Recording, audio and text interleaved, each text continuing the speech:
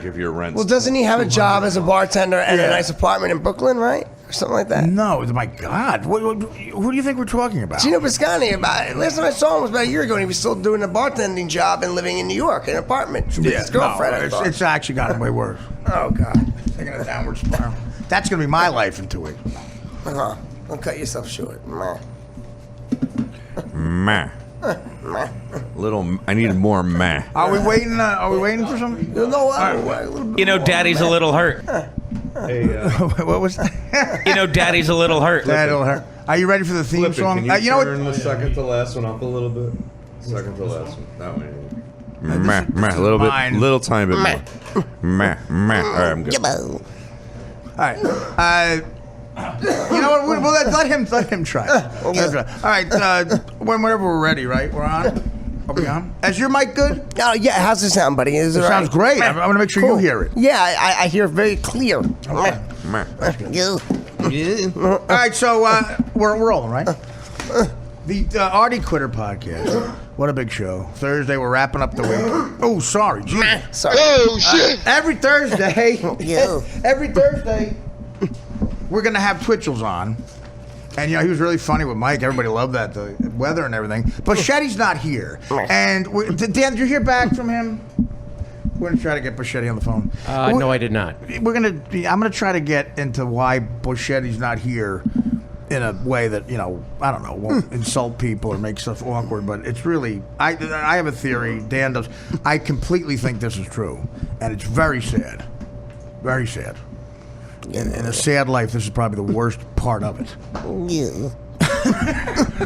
That's Twitchels.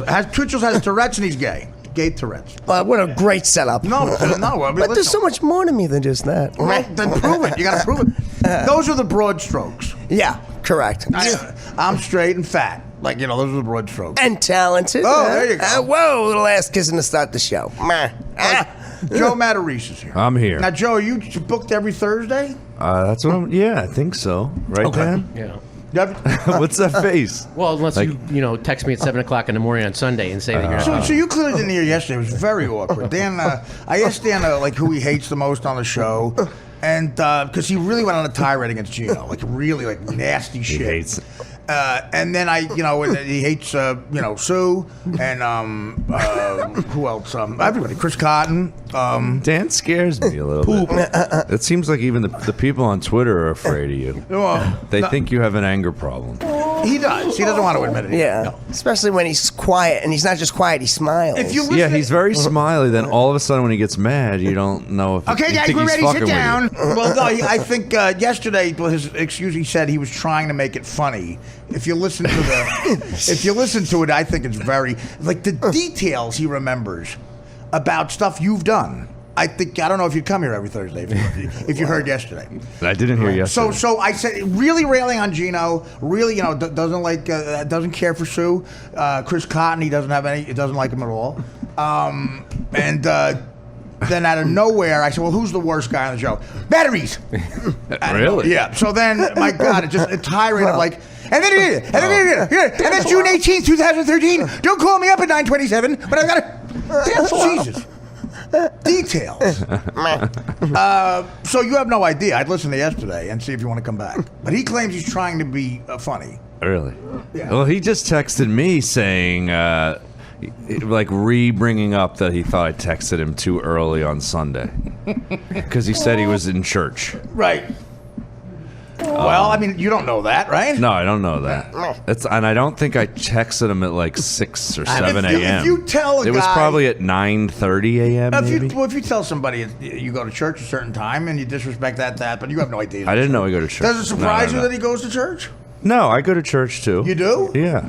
You don't feel hypocritical about that at all? About going to church? Yeah, I mean, the rest... Do you do anything... Well, actually, you lead a nice life. I don't go every week. Are you you sin a lot? You go to confession? I don't go to confession. You take it seriously.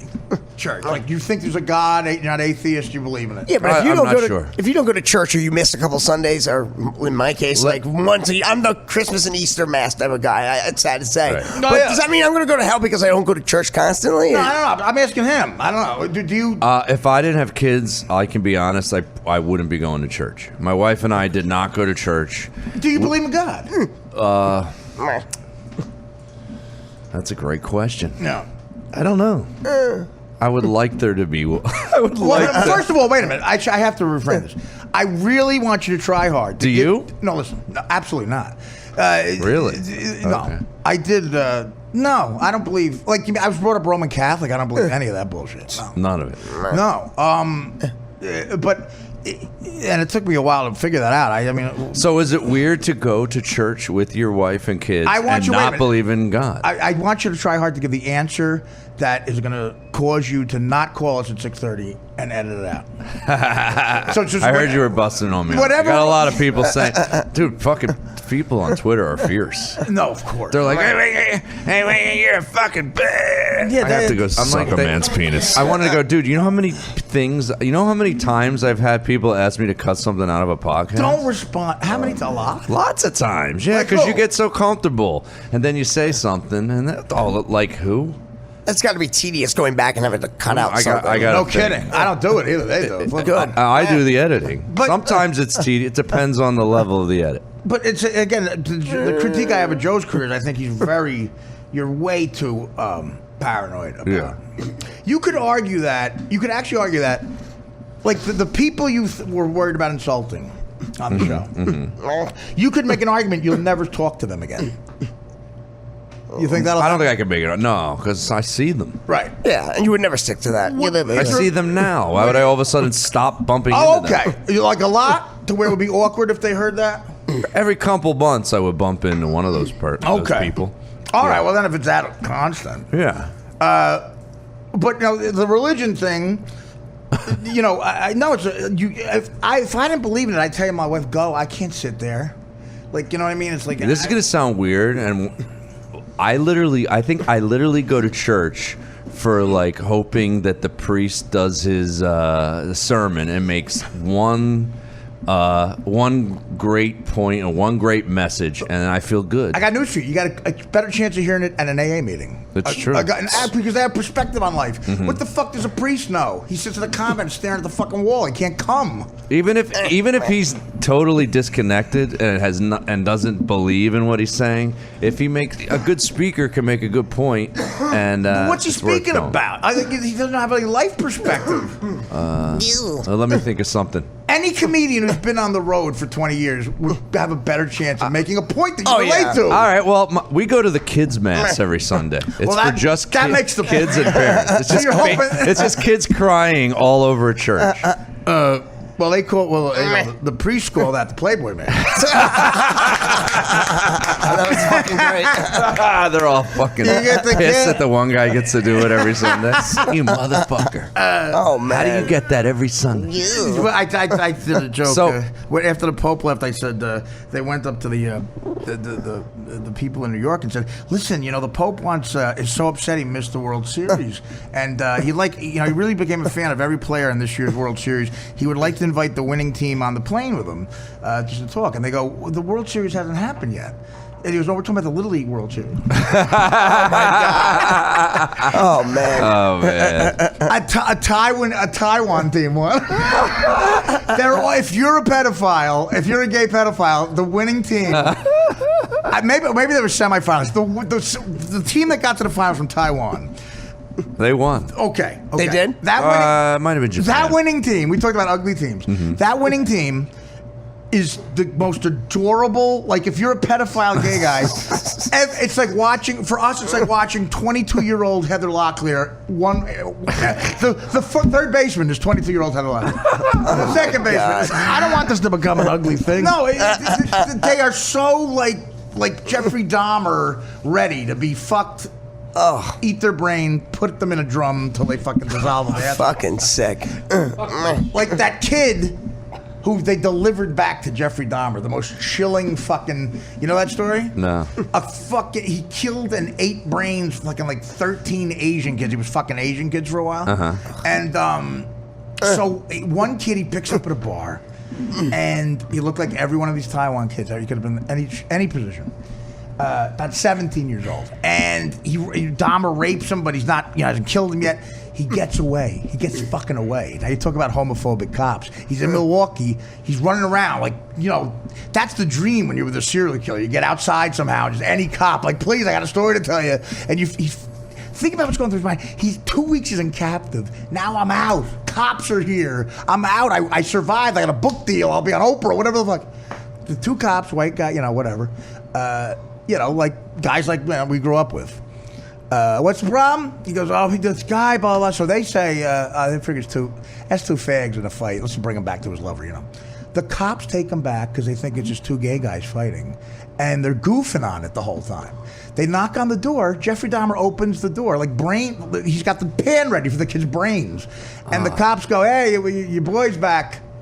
Thinking they're doing a good thing. And Dahmer goes, thank you, like the sociopath. Oh, my God. He goes, thank you for bringing him back. Yeah, we had a fight, and he gets like this. I'm so sorry. This really happened? Yeah, it's in the documentary. This is freaky as fuck. Oh, my God. So now the kid is like, what is happening? The 2 cops give him back to Dahmer. Hand him to him.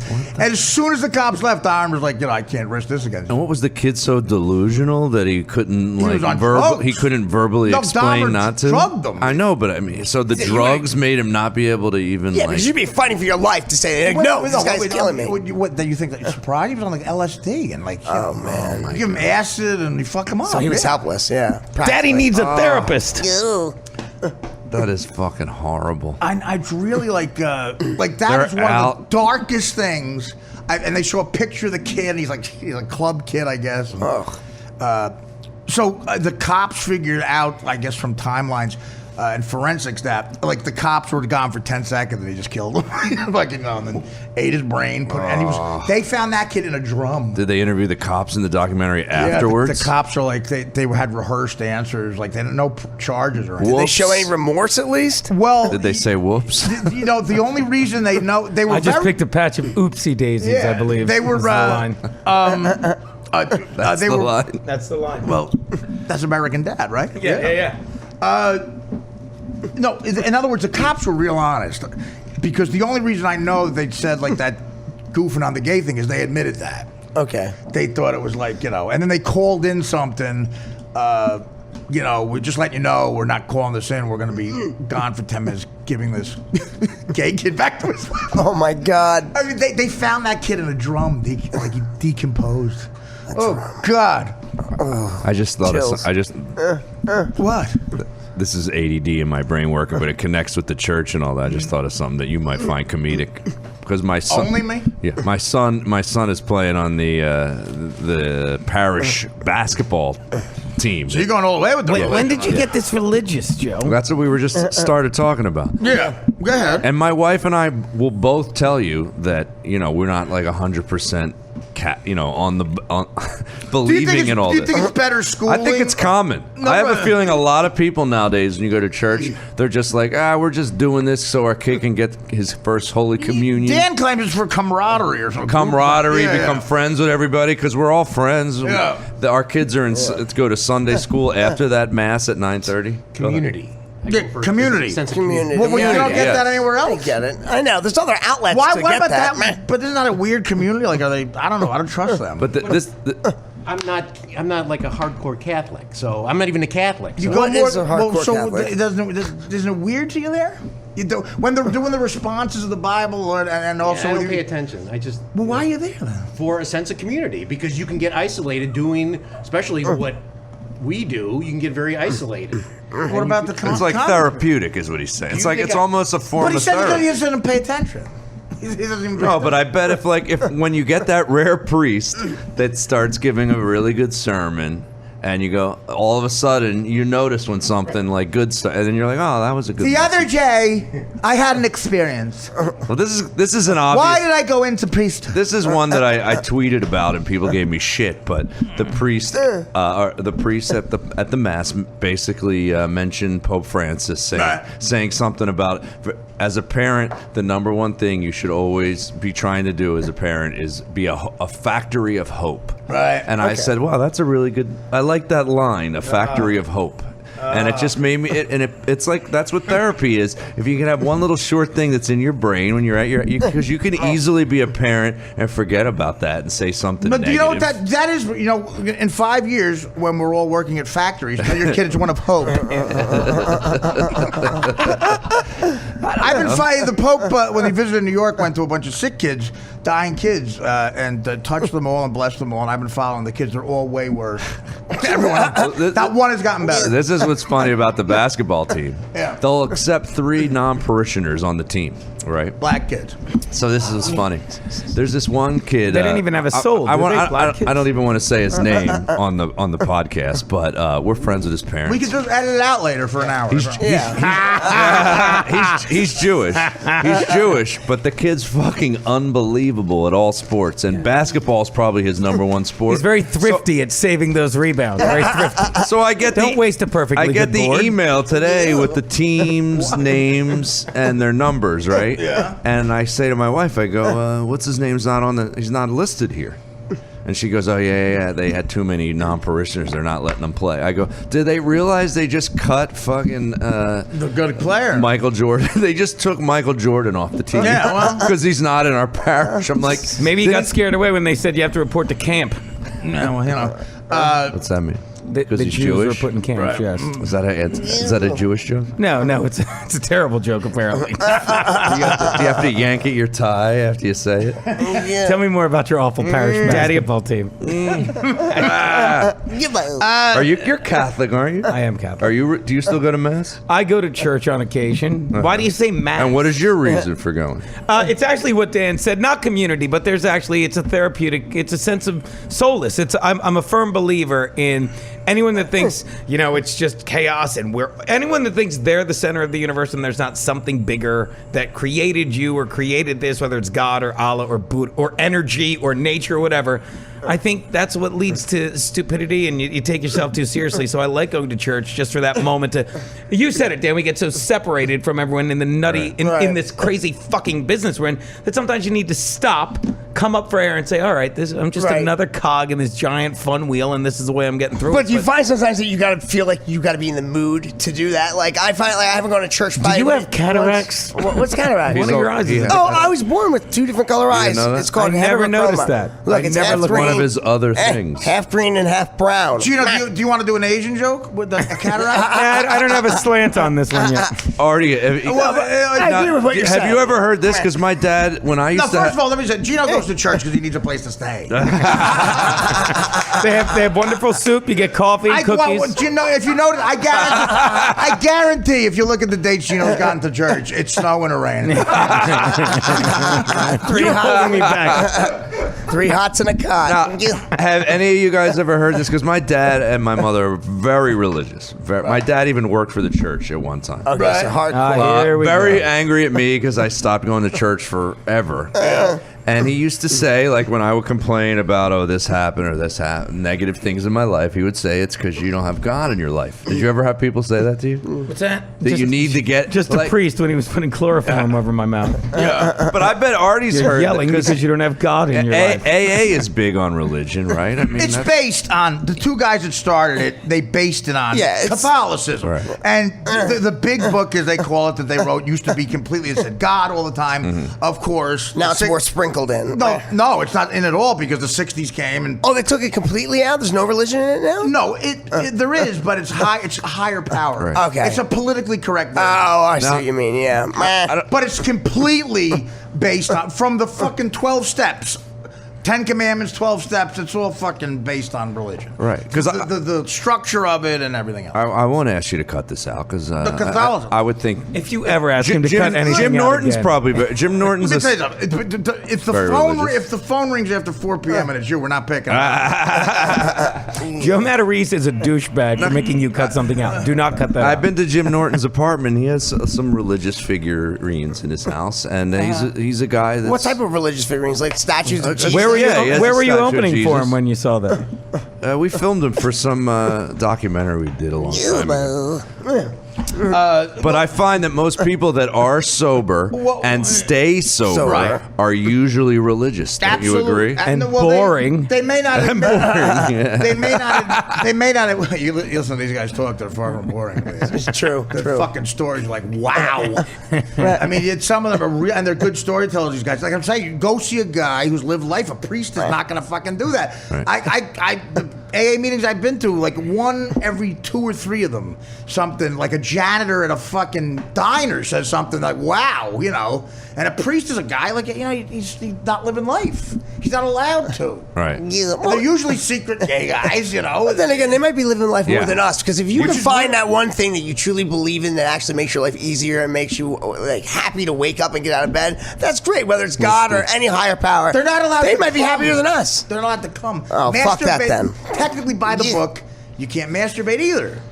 So you never can. Come. There's a lot of things. Like I think Dan said it exactly perfectly. Yeah. The community part of it, I Right. think, is what can bring somebody who is a non-believer in all the fucking mystical. I mean, my wife's a scientist, basically. She doesn't believe in all that mystical I would shit, be but she still weirded out. goes. I would be weirded out by someone who goes just to have company.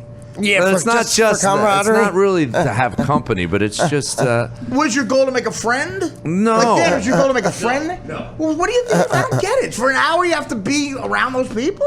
Where do we get it? Where do we get a sense of community? Dan, a sense of community is talking to other people and making a friend. You're back in the. You're sitting in the back, probably with an angry look on your face because the Cubs. That is not true. I'm saying, what is your idea of a sense of community? Just sitting in the back and not interacting with people? Meh. What does an hour, if you're not going to interact with everybody else, what does an hour around strangers do for you that gives you a sense of community? An hour later, you're alone on the street. Well, I don't say that I don't talk to anybody. If You just did. No. If I don't go out of my way. Hey, how you doing? I don't do Well, that. that's what It community just- is. That's it- exactly what it is. No, community can be these buildings. Community can be the water. He You feels. don't- Well, He just feels use the this- water. It sounds like he feels it togetherness, even though you're. Yeah. He's For an sitting in the hour? back. Meh. You start to recognize faces. It becomes But if he familiar. really needed that, I think he'd be there twice a day. Like once a week, you go. This people? will make you'll rip on him, but Mark Wahlberg supposedly goes to church like twice a day, Believe 7 me, days I a think week. That's awesome. God Mark bless him. Wahlberg gets a sense of community out of 18 chicks he fucks. Like that. He talks Married to with them. kids. He's married with kids. He's faithful. I guess you're I can right. tell. I guess that's a fucking dumb thing. He's for a me to good say. guy. He's got rosary Okay. He never gets Well, laid. Well, let's ask you this: you've had a lot of struggles in your life. Has there Yeah. ever been a point where you went, you know what? What do I got to lose? Let me try this. I go to AA. I've been to AA a billion times. But He was never, staring at a but line of never, heroin when but he said never that. a religious thing. Or, You can make an how about a argument- non-denominational church? Are you against that completely? No, it's just so dumb to me. I'd rather go to an AA meeting where I relate to what's going on. Like, Well, let me ask you this. Have you- I don't want to hear a priest read a fairy tale and pretend he's lived life. It doesn't make any sense. A factory of hope. Are you fucking retarded? How about this? Pour me a drink. Okay. Let me ask you this, Artie. Have you ever felt in your heart, honestly, like there's something out there, and I don't know if it's mystical or whatever, but I think there is a God or something out there. Have you ever You felt do? that? No, I'm asking you. Have you ever felt that? I mean, Yeah, when I was in second Ever. grade, communion. I don't know. I can't see going through life without having at least some type of shred of hope that there is something after this. Why do I? And I've known That's you. bad. You For, don't want this. You don't want this existence to end. No, I mean, look. Are you like this in the afterlife? The Tourette's? I have no idea. I would assume we If are you still knew- some same version of our soul in the afterlife. For an Yeah. eternity, you're like this. You want to live for an eternity? If I were like most, look, I'm not saying you in particular, but if I had an affliction, because I'm not tough, Well, I I'm- would be begging for death. Oh, I'm not going to let this disorder taint my perspective of life and how much I want to fucking get out of it. I mean, come on. Taint. Taint. But Anyway, you have a you career. mean get out of life, not leave life. No, Get yeah, out of it. You mean what get I out of can this accomplish experience. while I'm here, what I can achieve, how fulfilled I That's can great. be. That's great. You know? My father, when he was a quadriplegic, these fucking priests would come in, or he came every week, and he would say, "Look, Artie, I saw other quadriplegics. They're doing things. They're out, And my father would bullshit him along, and at the end of that, he would ask me to kill him. And you know what? That's another. But with that said, I actually Not the priest, my father. but with that said, what I just said about trying to get the most out of life and believing in something else, but still, If you met God, would you be a little pissed at him for this? For that? For having Tourette syndrome? Yeah. You know what? I can't be. I'm mad at him because my back hurts a little in the morning. Well, look, God's done a lot of fucked up things. If you really get into the detail, like the history and the Old Testament, the New Testament, and really dive into religion, then yes, God has done a lot of fucked up shit and done a lot of beautiful shit as well. Is it like this every Thursday? Why did I tell Dan I could come in? But do you see what I'm saying? But like, No. Wouldn't it be funny if God had Tourette's? I think, man, did a hell of a job. Well, he said, man, have you met my mother, Mary? That's a great observation. What if black people are on the Titanic? Dan? I have a question yeah. for Artie. So negative, trying to Arthur. cut through all this. That's a positive. I've known you for a long time. Why do I'm getting this weird remembrance that I swore that you seemed religious at one point in the years that I've known you. Really? Not highly religious, but like I think you wore. Did you wear a cross? Yeah. And I just thought it looked cool. I'll be honest with you. Really? Was it silver or gold? It was like a platinum. And you stopped wearing it? My mother gave it to me. Yeah, your mother, I bet, is very religious, right? Absolutely. Not very religious, but that typical Catholic mother. Absolutely. Does she give you? Says the rose. Probably saying the rosary right the Yeah, fuck now. probably. Does she give you? Does she have a problem with you? Saying the rosary right the fuck She now. probably is. She probably way it is. works. That's a very And she religious goes, thing. and at the end of the day, she'll go, all right, I said a rosary. Did it work? And I'm like, no, Gino showed up. Jesus, black people on the Titanic is right, Artie. But am I wrong to say that there was a time where there was a little And at the time we knew each other? in the last 20 years? If you knew me in my communion, maybe. Not in the last 20 years. I could be 100% didn't dead believe. honest with you. No, my faith has gotten worse. You know, I didn't become a total like what the fuck until So wait, you got Right. First Holy Communion and you got your confirmation? every sacrament besides marriage. Yeah. Okay. I was brought up Roman anointing Catholic. it as sick twice. I was brought up Roman Catholic, and I went to catechism after school to learn. I learned the Bible. Okay. I went to confirmation. Did my confirmation. Did they have CCD back then? My fucking yeah, that's what I took, CCD. Oh my God, it's crazy. And then my grandmother, my grandmother was so old school Italian. Right. She didn't even. You couldn't even bother Jesus. Like she prayed to the priest. Like in other words, she had all the saints. She prayed to Saint Michael, Saint Joseph. They talked to Jesus. That's hilarious. And but that's what that was. That was a middleman. That It's was middleman, like right? Roger Paul. I swear to God. Roger Paul. Oh I my swear God. to for you God. guys. I swear to I God. just got heartburn. Do you? But by the way, do you think that was derogatory towards Roger Paul? Can we leave that in? I got a call at 6 o'clock. He's a mouthful, by the way, real casual. We got an hour of work because of this. I'm eating them. I don't know. I'd take it out. An hour and a half of work. You know, you were eating and very casual. Flippin's got 2 hours of work. He's like, can I get back to the potatoes? He's gonna go, listen, Art, that Roger Paul thing. I don't know. I've never done I mean, I'm thinking, like he still booked some of the zany. Gene, you called Mother Teresa a cunt. Leave it in. Artie, I have a question. I went through him when Can we. you just edit in? Just edit in that I said Al Martin's a nice guy or something. I think, but I think that no, I never, because my father. This is the question you should ask with the double team. My father was a complete atheist. Always. Yeah, like Really? we'd go out to work and I'd be climbing a roof with him, and I'd talk about I got to go to pissed off. I got to go to catechism on Saturday, and he'd be like, there's nothing up there. Just go for your mother. But there's So nothing up there. would your mom go to church alone? Never went to church. Your mom doesn't go to church. No, That's she's not crazy. that kind She's- of. she's But she can into it. justify it. Yeah, by doing all the praying at home and. I told you that dedicating stuff. I'll get to you in a minute, Flip. I just want to. Because I do take. I don't want to say like I don't take it seriously. I want to believe in something, and I'm not even that intellectual Bill Maher thing of like you're stupid. It's like Right. I watched that documentary and it pissed me off because he's fucking condescending people because they have faith. It's a long time. I don't think it means you're stupid if you have faith either. No, it doesn't. As a matter of fact, I'm envious of it. I'm just coming from a place where my life experience, since I'm about old enough, 14, 15, has always been.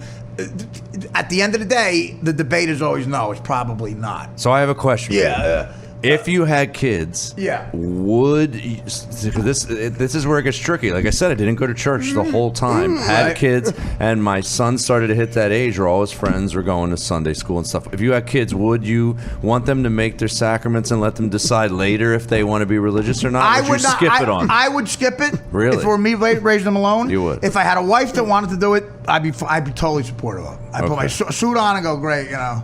But no, I wouldn't push it on them at all. How about you, Gina? I would. I'd do what my parents did with me. I would like send them to.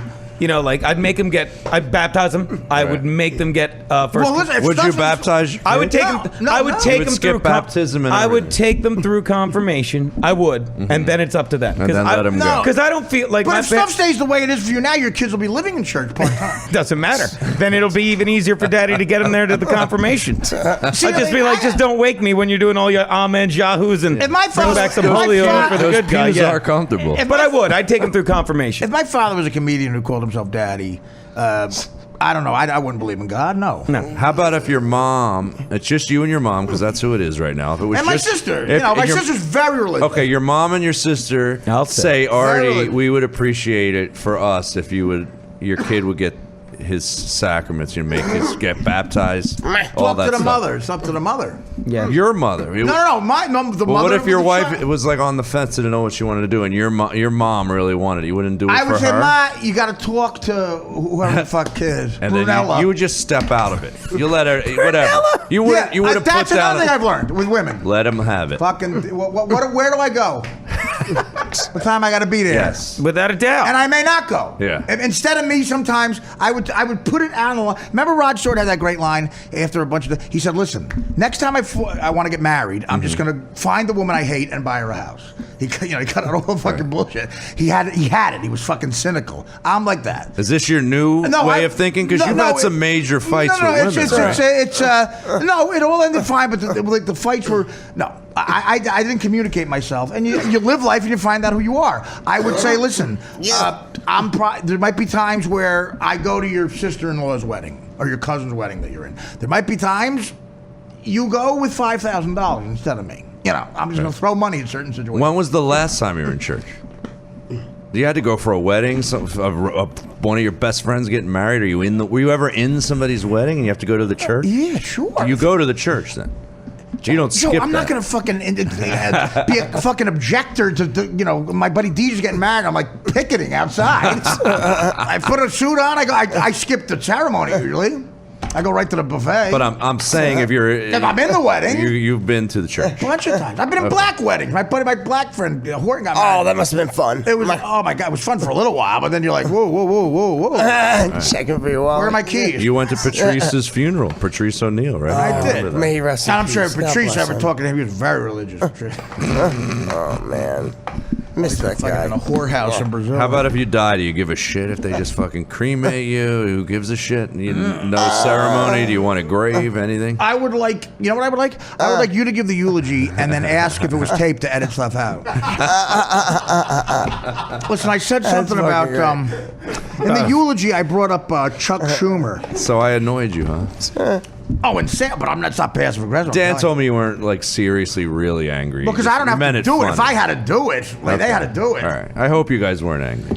I was more angry at your living- decision-making process. Well, this is If I can be really honest with you, I think you told me that you told me I won't get into it. You told me you might do something with your stand-up special that I would actually physically stop you from doing. Something. Okay. I'm going to listen to you on that. Okay, well, I think it's the one thing I could give you advice on. Okay. Do not do that. All right. And it's such good But stuff. I think you're so insecure now. You're letting outside forces tell you what you've been funny for a long time. Just let it be. That's the one thing you can trust. Right. That's the one thing I can trust. The only thing I'm sure of is I'm funny. That's it. That's all I know. I can be funny in front of a microphone. I know I'm funny, but I don't don't know that these decision makers don't fucking look at stupid shit and make decisions on it. You're being too neurotic about Right. it. Yeah. Okay. Just let it be. Just let it be funny. And you know what? If what you think is funny ain't for these decision makers, which look at a billion other fucking things, like maybe the look, fucking how old are you, whatever the fuck it is. But you hire these managers, and I have the same managers as you. If Let they them say do something something, else. They say something. They work You should for you. listen. They work right? for you. Thanks for the suggestion. That's Go true. on to something else. Right. Okay. I almost want you to do this, and I want to watch it with you. I'll loop it so I say it 3 times. I want to see the changes that are made. Gino doesn't even know what we're talking about. Yeah, I don't There's mind. there's a moment in my special where I. No one listening does too. You edited it out, so explain. No, to them. it's not edited out. Oh, It okay. got brought up in this meeting today. Oh, all right. That I bring up on stage. I love this audience because this is my exact fan base, 35 to 70. I say that exactly. I go, we're great because People? we're thrilled 35 to 70 we're people thrilled there? to be out. What? Like that's like the line, and then I get into my material about my age. But they were like, is it good to say your exact demographic? What if we're trying to sell it to somebody? I would say this is what I would be like. No, what do you don't? That's what I say. I go, Such it's a dumb it's thing to comedy. ask Who me. cares? But If they're not did my you say to network- them when you get on stage and do the bit? How do you say it? Shut the fuck up. Let me Right. do my job. No. Help me get it to more people. Okay. Listen, Point made. the fact that you might insult a certain group of people is like the last reason to cut out that. They're clip. not saying insult. They're saying that the network might not buy it. Then you know what? My head's gonna explode. Yeah. I'm gonna open up a fucking landscaping business. Do you have any fucking suggestions for that? 34-year-olds might be offended that Right. you're not. They're not your kind of man. people. My whole career, I've had fights with my representation because of shit like this. Where I sit there and go, I'm the comedian, let me do it. I always have fights about this. Hey, the claw, and they always, I mean, not just like a little fight, like we're like yelling at each other is what usually Here's the happens. problem. I'm They sick of don't have- yelling. They don't have anything to do. So every once in a while they have to justify their existence because they're not doing anything. Yeah.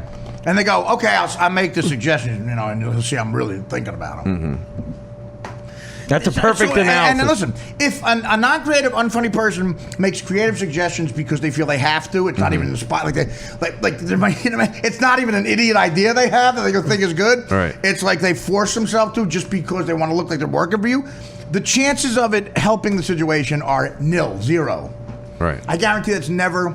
That's not even going to be brought up. Look at Tim Allen and Drew Carey's guy, that guy Messina. I think he was dealing coke. Tim Allen.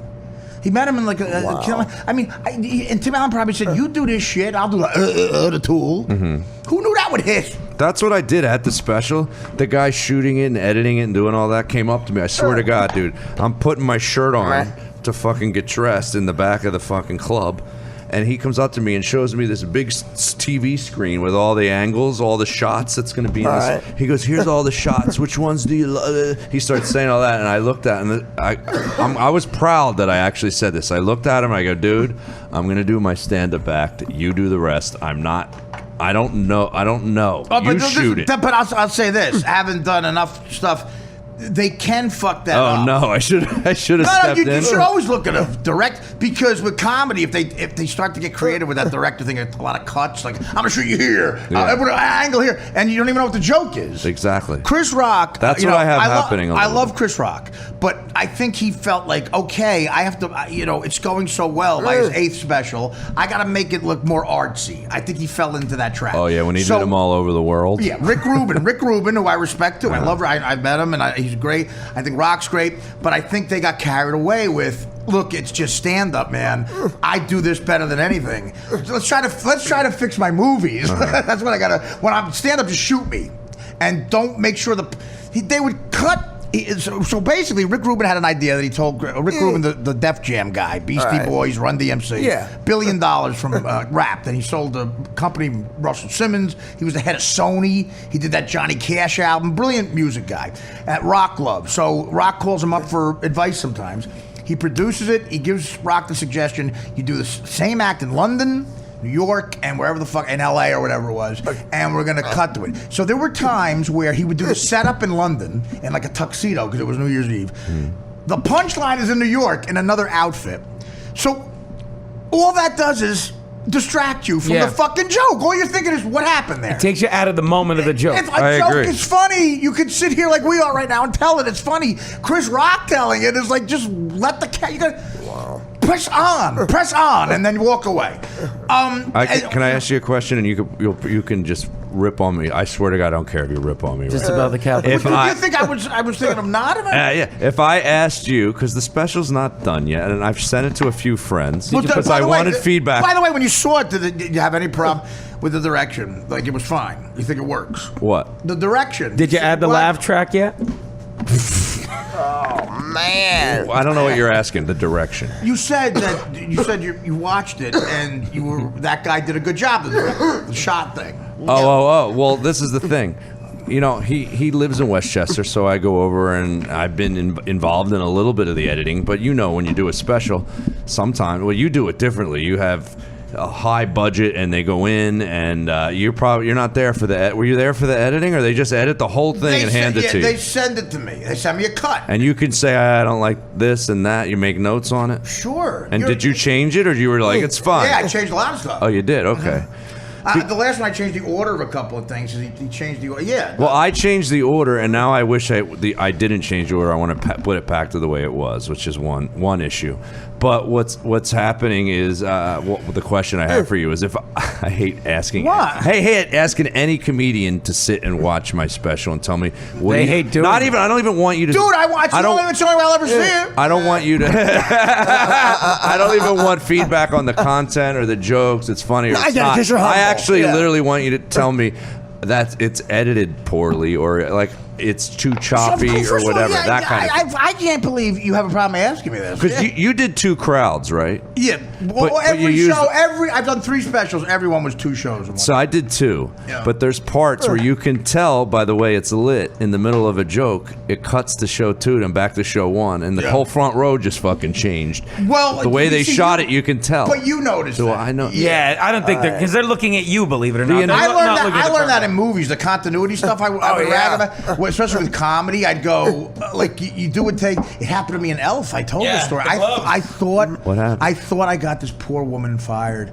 Well, in Elf, for 17 hours we shot right up until the last part where Will Ferrell and I have a fight in this. You know, the toy factory. The prop department, it took them 5 days to build a Lego thing, or actual Lego thing of the New York skyline that I'm going to destroy with a bat. And so John Favreau, the director, said, guys, at the end, we're going to have fun the whole day. You got to get that good. And it's on me too, but we're gonna block it, and because when Artie nails that they ain't redoing that thing. They were shooting in Vancouver, Canada. We were at this old insane asylum. They made a fucking soundstage just for them. He goes, we got to get out of here. He goes, like schizophrenics are coming back like in 2 hours. So we got to hit the Lego thing and that's like Right. So. Not a lot of pressure. By that point, I have a bat. It's Will like behind the thing being funny. I just got to hit the bat and make sure I don't hit him and just destroy the Lego. Right. Okay, so the whole time I have gloves on, white gloves as Santa Claus. I'm taking so the kids and everything and blah, blah, blah. And you can clearly see them on camera. And I would take them off for lunch, a break, and I would give them to the continuity woman. And you know what? With that stuff, you develop a relationship with them. You go, I can't forget these fucking gloves. When he yells action, again, she goes, Right. not your job, but I appreciate you being, it's my job. Because those continuity women, they're usually nerdy, like, you could tell they're good at this. Right. And when you start, I haven't done clearly as much stuff as you have in movies and stuff. But you notice same thing. after you've done it a couple times, you start to realize if you fuck something up Right. that makes everybody's day longer, you're hated by everybody. The first part I had in a big movie was Jerry Maguire, the part that got cut out. The scene is with Tom Cruise. I have lines with him and Kelly Preston. And I've told the story before. He was being a prick. I nailed it. I walked around the pool at the Bellage Hotel before I went to the set, so I knew it verbatim. I had a big paragraph. I had to walk in the fucking script that goddamn Cameron Crowe wrote. It said, Cruise says this line, Kelly Preston walks away, smacks him, pause. 10 second pause, then I walk in, okay? All right. I have it down verbatim. First take, the fucking guy with the steady cam, okay? Follows Kelly Preston around the Hilton Ballroom that's supposed to be the NFL draft. Follows him. He's sweating this guy. You could tell the crew is gathering around him like he's a prisoner of war they're trying to get back, End of a 15-hour day. Okay. They nail it. They nail Kelly Preston. They nail it. It works. Now I have to come in. So they stop. Tom Cruise is kind of tired too, but he's got that energy. The poor guy's like this. I take the pause that's in the fucking script, and then I go in and I say my line, nail it. I'm like, fuck, thank God. And even the AD said, like, you know, they start to take the thing off the guy. Cruz goes, whoa, wait. Looks at me in front of everybody, goes, can you come in quicker, please? Oh, no. Oh, no. And I went, you know, so now, listen.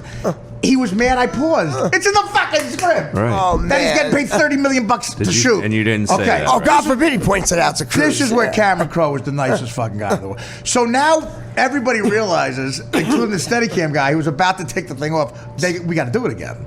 And they all think he's right. I forgot to come in quick. Right. Now they're all looking at me like Frankenstein and the townspeople, man. I'm gonna have to run. Oh, man. Okay. Cameron Crowe sees all this happening and was, again, like he goes, whoa, it's not his fault. It's my fault. Didn't blame Cruz either, the fucking little pussy. He goes, that's something I wrote. I gave him the wrong script. It's a pause. He did the right thing. So they all calm down. Now he goes, take 5 minutes. He pulls me aside and goes, listen, man, just do what he wants. Just do what he wants. You know, I know I wrote the pause. I'm going to make sure everyone knows that. Just do what he wants. And then he goes, by the way, have fun with the lines. Like, you know, he wrote improvise for him. I go, okay, but, you know, I just want to make sure he doesn't get mad at the improvise. It would have been funny if he said, I'm going to edit a pause in. And then, okay, now listen, I said that, and he comes back and goes, wait a minute. He goes, now say the lines. Let him go, and then we'll have fun later, you know. I go, all right, fine. What does that mean?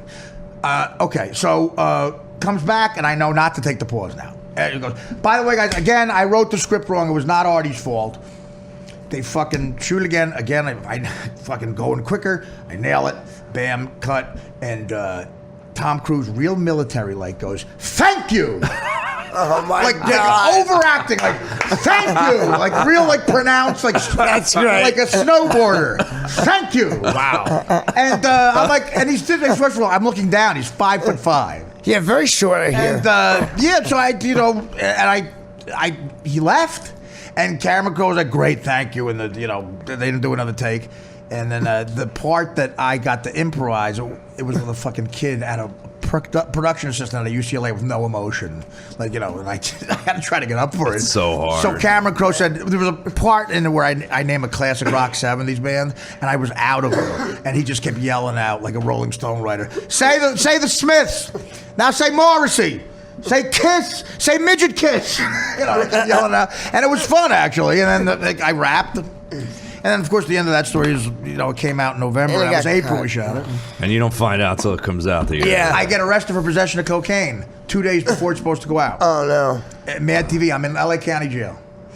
I get the guard to let me make one more call. I had to check my answering machine. The one thing I didn't fucking do. I owed a bookie in Staten Island $15,000. I'm in LA in jail, and I'm afraid I got to figure that out. I got to tell him, look, don't do anything. I'm coming back. I'm going to pay you.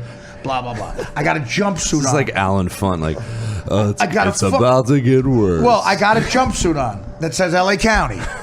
I guess, you know, like there's a couple of black guys that may or may not have been gang members. I don't know who got another call too. I don't know how they did it, but, you know, the guy knew the show and he's being nice to me.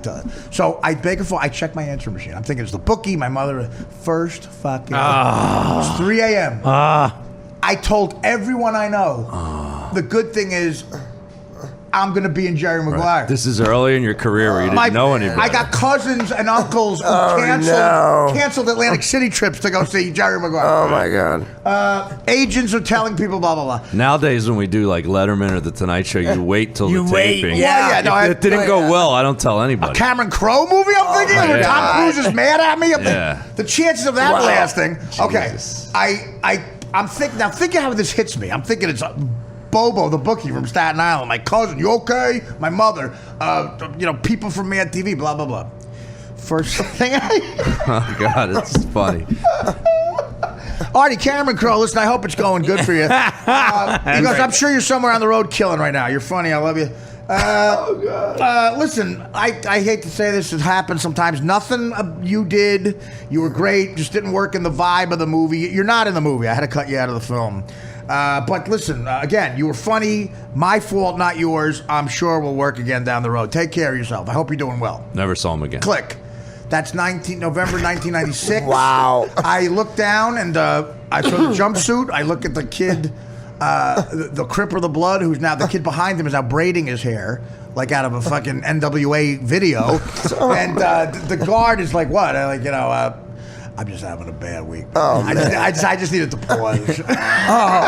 And it's like, that's how I found out. You know, my friend Justin McKinney, every time he would have something bad happen to him in his career when we were roommates in LA, he would go, "It's going to be great in the A&E documentary." That's what he always used to say. It's going to be great in the doc. Do you know how many times my fucking documentary is going to end with that creepy voiceover? Like I've almost died now in like 11 cities. And I'm just thinking, what city will be coming up?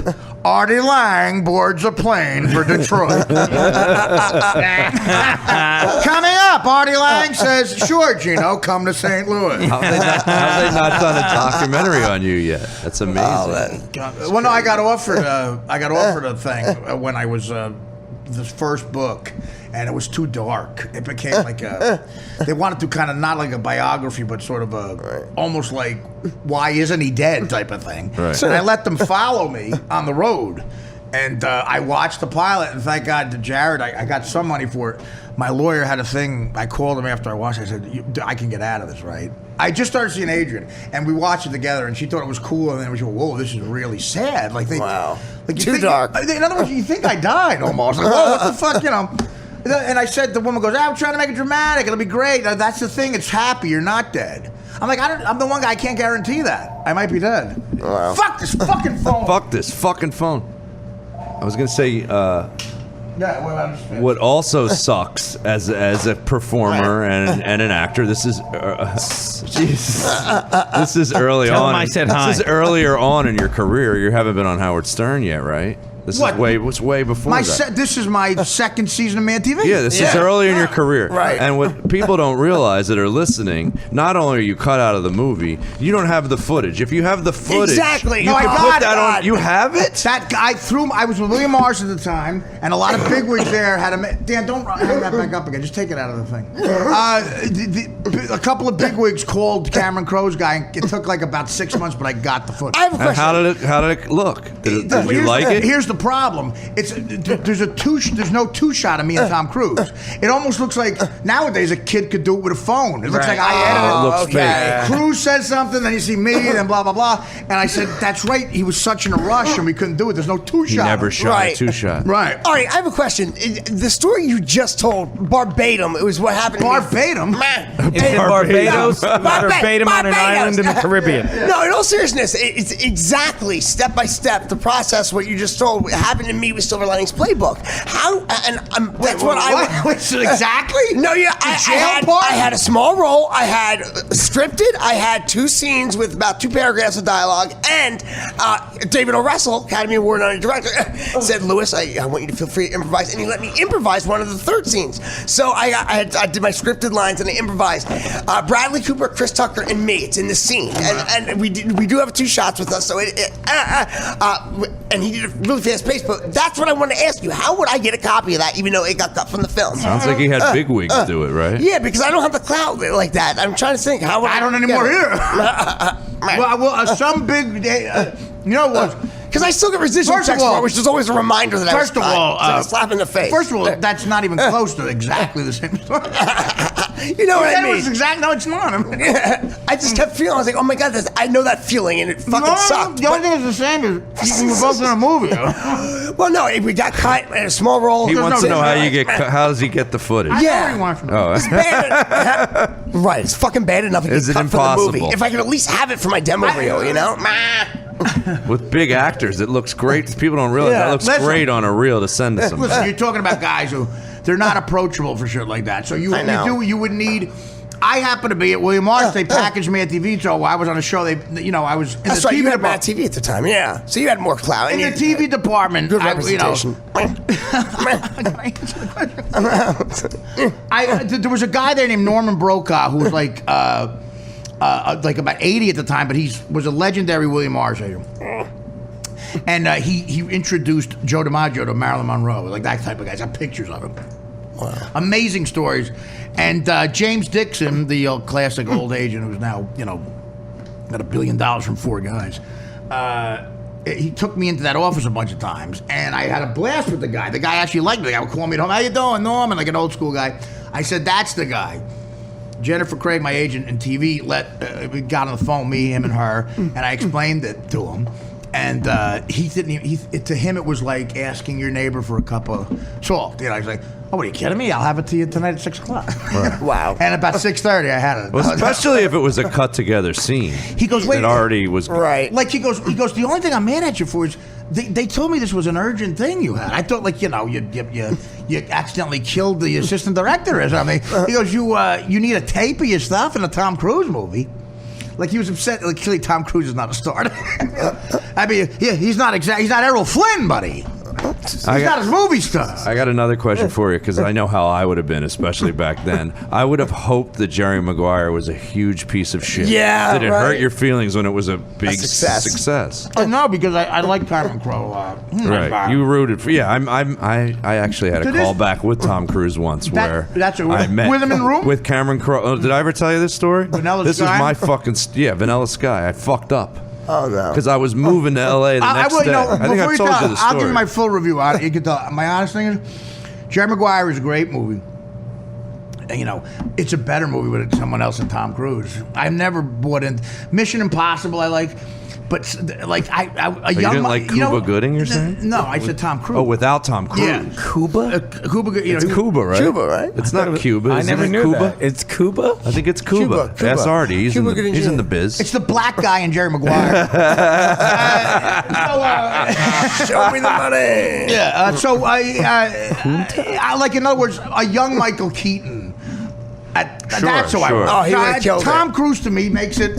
2 over the Instead top. of an A, it's like almost a B- movie because it's him. Right. And like he's almost asexual. I was like, I don't like him at all, Tom Cruise. Right. But in Mission Impossible, I like him. So I had Vanilla Sky, which is one Cameron Crowe movie, by the way, kind of missed for me. I know what they were going for. I hated that movie. I never saw it. I knew what they were doing. I knew what they were doing at the end, but it was like, I don't know, but you know. That wasn't a hit, was it? It was weird. No, it wasn't a hit. It made enough money, but not in their standards. Not even Right. close to Yeah. most Cameron Crowe movies are like fucking unbelievable. Yeah. No, So what it's happened? not a great story. I'm going to give that as a disclaimer used to at the this, top. But I had an audition for Vanilla Sky. I go in. I have a good read. She goes, I want you to come back tomorrow and read for Cameron Crowe. Great job. I said, well, can I? Typical So me. are you punching this up with lies? And No, this is true. So it was a good read. It was a good read. I got a call back. Oh, they don't give you a call back if it went. That sucked. But I want you to come tomorrow and read again with Cameron with the Crowe in director. the room. It's happening. And I'm a huge Cameron Crowe fan, so it was like, oh Me wow, too. oh wow, you know. So, I like Jim Crow. so I actually ask in the room right then. I go, I'm moving to Los Angeles tomorrow. I'm driving cross country. I got everything I own fucking loaded in my car right now. Can you give me an early audition so I can get on the road? Who'd you ask that to? The casting director, whoever it The was. assistant of the kid. I mean, it's an enormous casting director, probably. It was she casts everything. Right, so it you were was the talking- woman. It wasn't the assistant. Okay.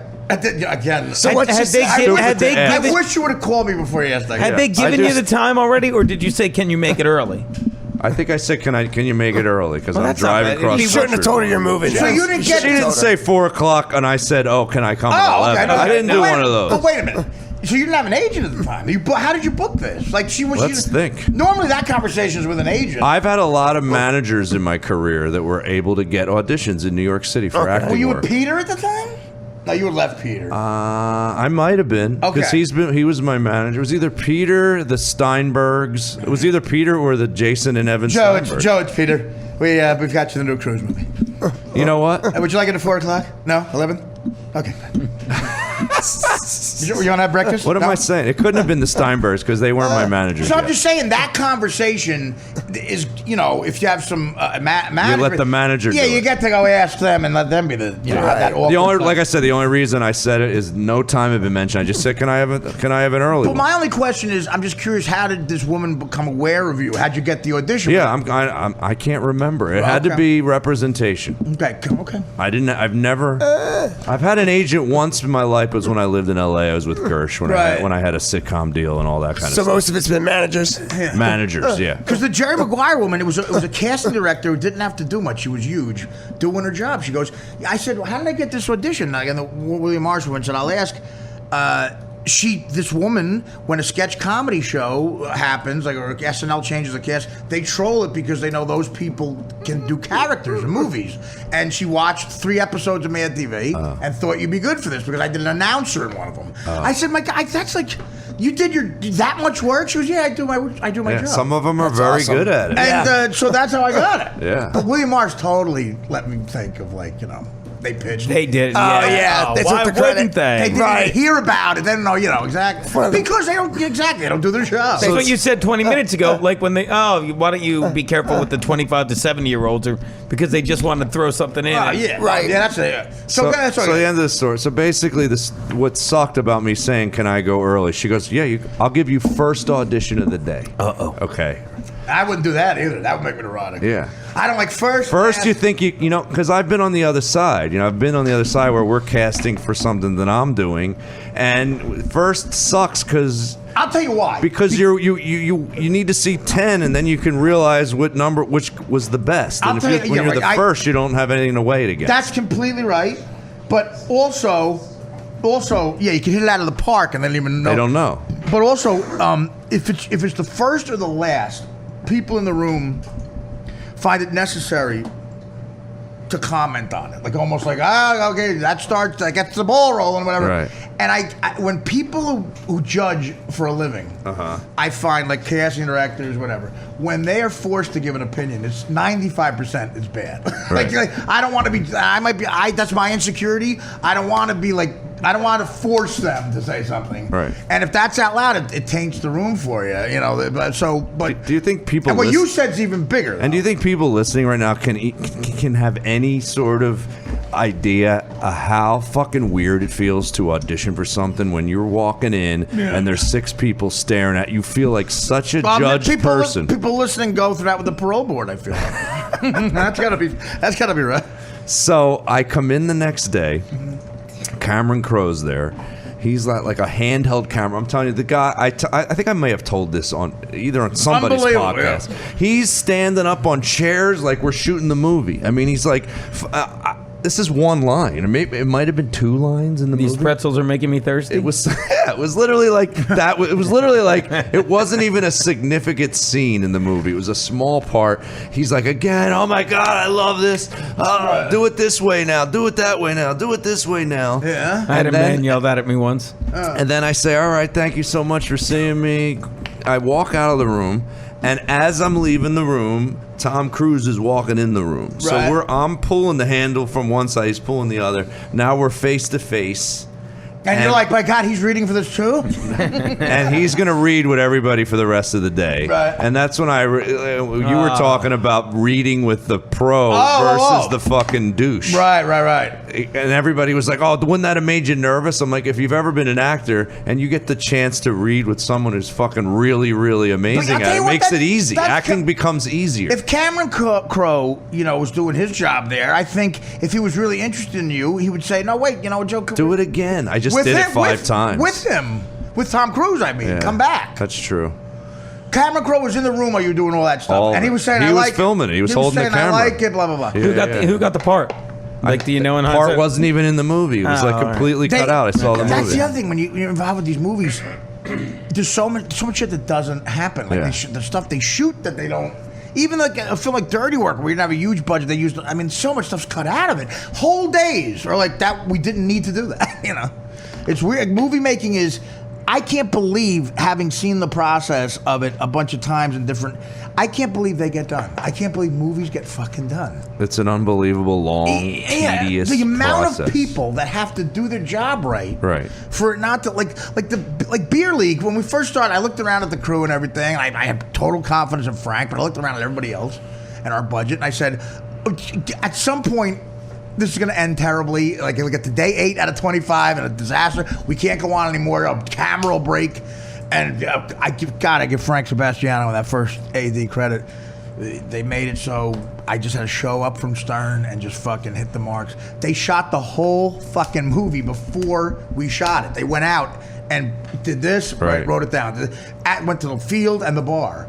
And because they knew Howard wasn't going to let me have the time off, and I had to get there like he shot Private Parts. And that's another thing. Howard's out of touch. He goes, I did it for Private Parts. I go, Howard, they built you a condo on the set of Private Parts. Like, there's pictures of it. I have a cinder block in Bayonne that it's and you were the boss. That is actually part of that job, and when you're good at it, they know how to speed the process up. They know how to shoot 7 different fucking scenes all that day. They know how to go, all right, we're going this here, then here, then here. How did you just organize that? I'll give you an example of a guy. I was watching the guy end his movie career. The movie Mystery Men. Dane Cook. I'm in the first. No, he was in that, right? Is he? No, he's not. I don't think. Wasn't Dane Cook in Mystery He would have a Men? small. I didn't see No, Mystery he's not. Men. He play like a waffle man or something? No, Pee Wee Herman did that. He was supposed to be. Same thing. Dane So, Cook, Pee Wee Herman. I'm in the first. It's a fucking $70 million budget. Okay, guy's first movie, guy named Kinka Usher. He got it because he was a huge commercial director. He had done the Taco Bell Chihuahua commercials that were huge. Yeah. And why you give that guy $70 million to do it? Okay, the personalities he's got to deal with. The movie has Ben Stiller in it, William H. Macy, Hank Azaria, Pee Wee Herman, Janine Garofalo. And introducing Artie Lang. Well, I mean, I open the movie. I'm a 7-day shoot in Hollywood. I'm the king of this bad fucking gang called the Red Eyes. We come in, we rip off a senior citizen home. I'm yelling this, that, the other thing, the henchmen and shit. Like I'm the Penguin yelling. It was fun. Ben Stiller, Hank Azaria, and William H. Macy kill me. They all kill. So I'm in a scene with them the last 4 days. We're shooting this, and it's like an elaborate thing. So Ben Stiller had just done There's Something About Mary, and he kind of knew me from Mad TV. We knew some of the same people, and I could tell he hated the director, and he was under a lot of pressure because I think they said, okay, he's going to make this funny. He had to play a character that the premise was these guys are superheroes with dumb powers. Like Ben Stiller was, I get so mad that I intimidate you. Like he just has rage. That's a superpower instead of flying. Hank Azaria is good with forks. Like bad jokes that they decided to make a $70 million movie with. Right. Okay, so you could tell it wasn't working.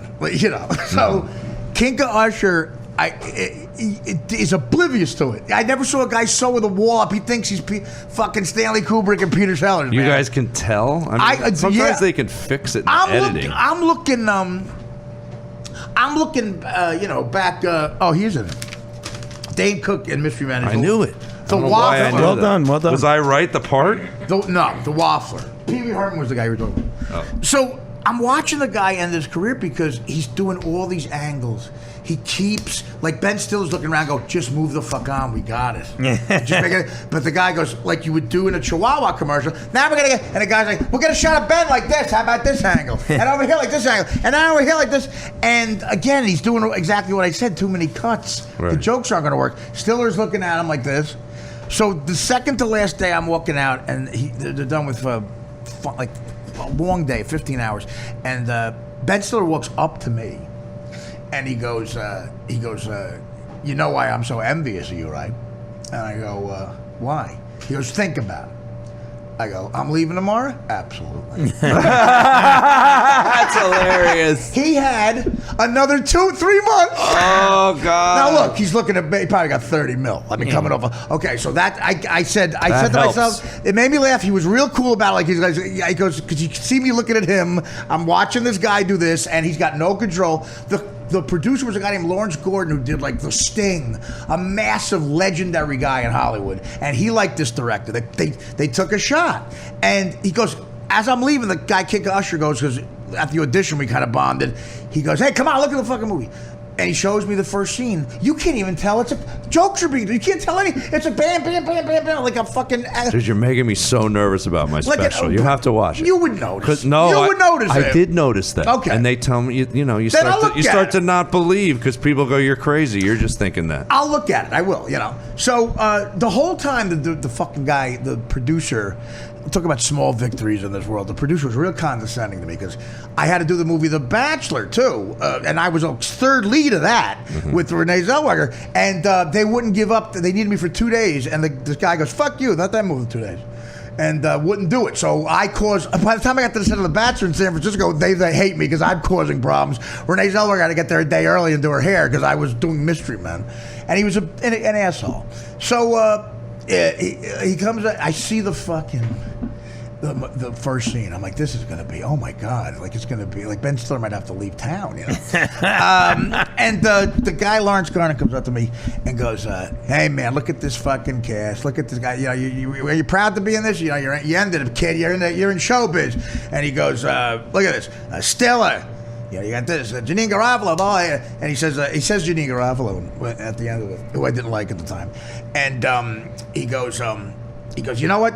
They didn't want me to hire this fucking guy. He's doing a great job. He's making all the days. We're ahead of time." And then he brings up, almost like he knew what I was thinking. He goes, "Yeah, Ben has a problem with the cuts." He goes, "Too many cuts, you know. But I think that makes it look cool. It's sexy, you know." Look at the cast and this guy. It's going to be hip. He goes, "What do you think about that with comedy? What do you think about the guy?" I go, "Oh, you know, no, that doesn't ruin the comedy, having all the cuts." He goes, "No, I you know what does?" He goes, "What?" I said, "Janine Garofalo." Did he get it at all? He just was like, "What?" I go, "Take care. I got to go to the other movie. I got another piece of shit, I'm sure." That's amazing. That you did a bunch of movies before Howard at all. Like, it's like your career was... The next thing after The Bachelor was, because they all didn't make any money, was a sitcom. I did 2 years on Norm. Then Any movies during Norm? No. None. The Norm show was the single most relaxing time in my life. I lost some weight. I bought a 500 SL Mercedes convertible to go around LA just to try to get laid. The Norm show was $35,000 a week, 22 episode pickup for the first. I got a $4,000 condo on the fucking Beverly Glen, and I was with Norm. I love Norm, and I opened up for Norm on the road. Right. We had the best fucking time. But what happened was, Norm and I were so happy with the road gigs. The sitcom got out of Norm's hands, and these executives got it, and we were losing our edge by the second season. We were like, this is not funny. Like, it's a bad sitcom we're on. And Norm got that idea of like, it's money, but it's bad. It's like that LA Compromise. Right. So the stand-up gigs we do will get filthier and we just loved rebelling against it. Right. And then, you know, it's so funny how life works out. Yeah, the 2 years that ended, I made enough money to literally buy my mom a house. I came back here, I got this place thinking I'd have to go back out and play the fat neighbor on some shit show. And the Stern thing falls in my lap. Jackie leaves, and I get in that rotation, and because of Norm, and all of a sudden I'm living here. Direct opposite's true. I'm insanely unhealthy, but I'm doing the funniest shit I've ever done in my life, and I'm proud of it. But I'm like, you know, I'm going to see a mountain coming. I was going to get egg white omelets at the Beverly Hills Hotel. I had a 12 o'clock call at the Warner Bros. They knew me at the. I was living like a fucking, you know, David Beckham. Well, most people that have like wives and kids too want that sitcom life because it's out of anything in showbiz, it's the easiest, right? Easiest. This is.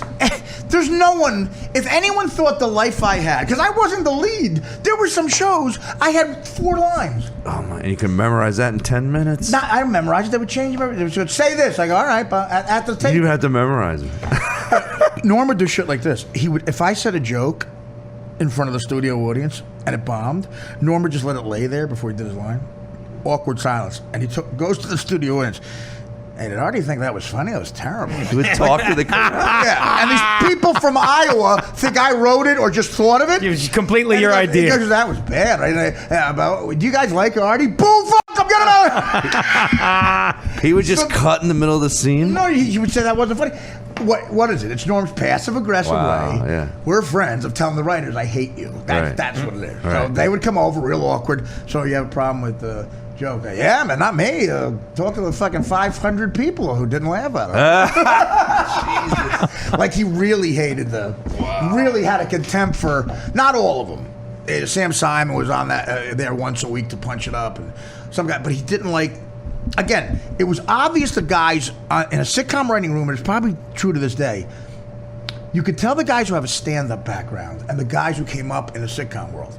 The guys who come up in the sitcom world, assistant, blah, blah, blah, they never hear the jokes bomb. There's always fake, on TV, their parents go, wow, that was, they don't know what's good or not. Stand-up guys go, who've been at the Funny Bone in Cincinnati at 12, like, guys, no, we have to stay here all night. This stuff isn't good. They're not going to laugh at it. It's like, we know they're not going to laugh at it because we're there. It's not fake laugh. And Norm wanted that. I need guys who want to stay here till 10 the next morning because they got to make it great.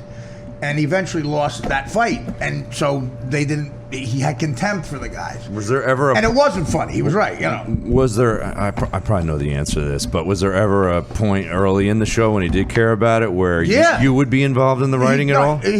He would let me pitch stuff, but no, he was the first 10 episodes, but they beat him down. Like, would you ever sit in the punch-up meeting? Yeah, all the time. And you would throw lines out and punch it up. Did you get writing credit for that? Or you just did it for nothing? No, I liked it. You liked it. Was fun. It was fun, right? Yeah, you know, it was a blast. With that Warner Brothers lot is the fucking legend. That's the best lot ever. Clint Eastwood.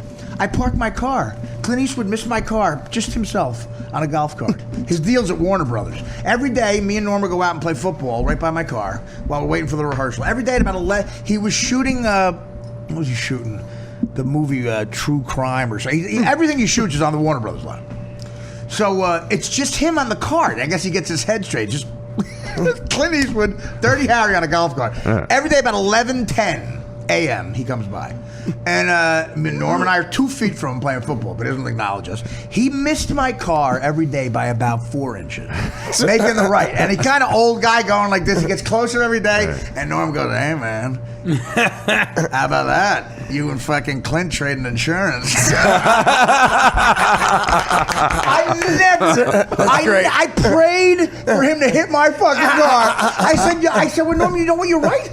You have to deal with me on some level. Like, there's nobody else there. You'd have to go, sorry, man. I go, no, don't do it, man. I need your info.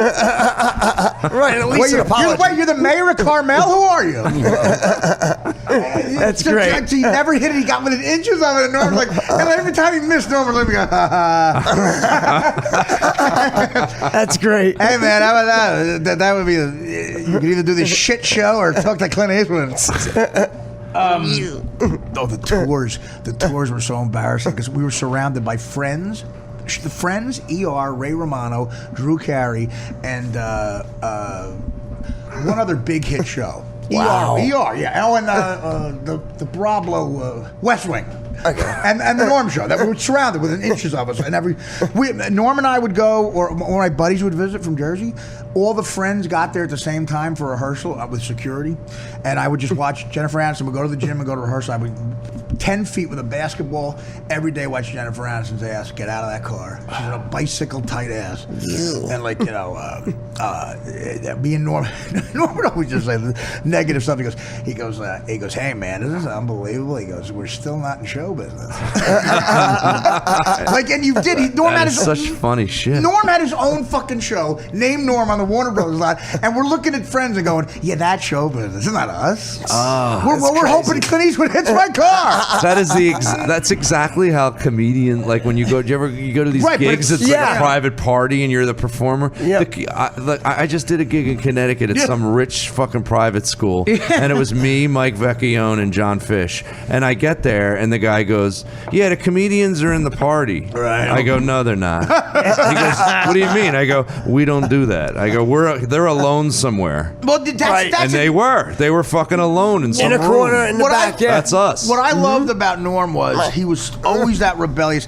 He you could tell that as much as he wanted, was making a joke about it, he had way more fun goofing on the fact that we're not the friends with me than being one of them. Right. But that's comedians. It's our own little fucked up club. But there's a lot of comedians who just as soon as they're welcomed into that world.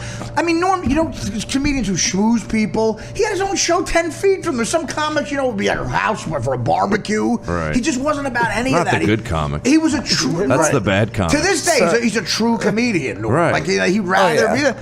But like there's a very dark side to that, obviously. But so all that's around us. There's a tour every day too, with a fucking microphone telling you. So, this is the 2 stories about that. Me and Norm again playing football. This is in the movie too, the Artie Lang, the Lifetime movie. Me and Norm were playing catch. The tour comes by, and I would make him sit out there the tour because I knew he was going to be like. He goes, the woman would go like this. We were stage 12, the Norm show, right? And it was called the Norm show. And Norm is there playing basketball. 50 people on a cart on the tour. This perky woman goes, over here's West Wing. Clap, taking pictures. Over here's the Drew Carey show.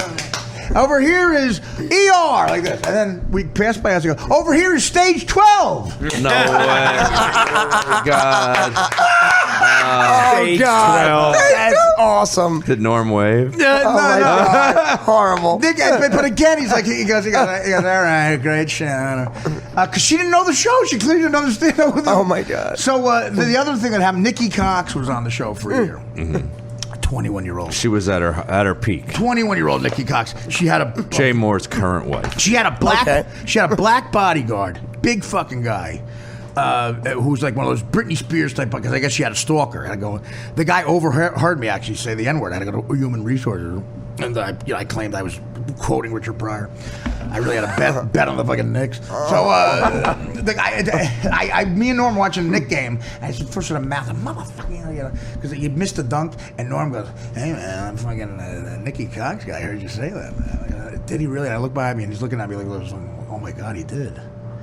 And then all of a sudden, I got called up to Human Resources, and I just fucking said I was quoting a Richard Pryor movie. The guy fucking called you out on I don't know. it. Something happened. Who Something could happened. do that? It was a Could scene you where imagine Richard ever Pryor- having the balls to do that. It's the scene where Richard Pryor loses 15 grand on the Knicks with John Candy. I said that the woman was a black woman who had a very mad look on her face at HR, and she goes, "Explain this to me."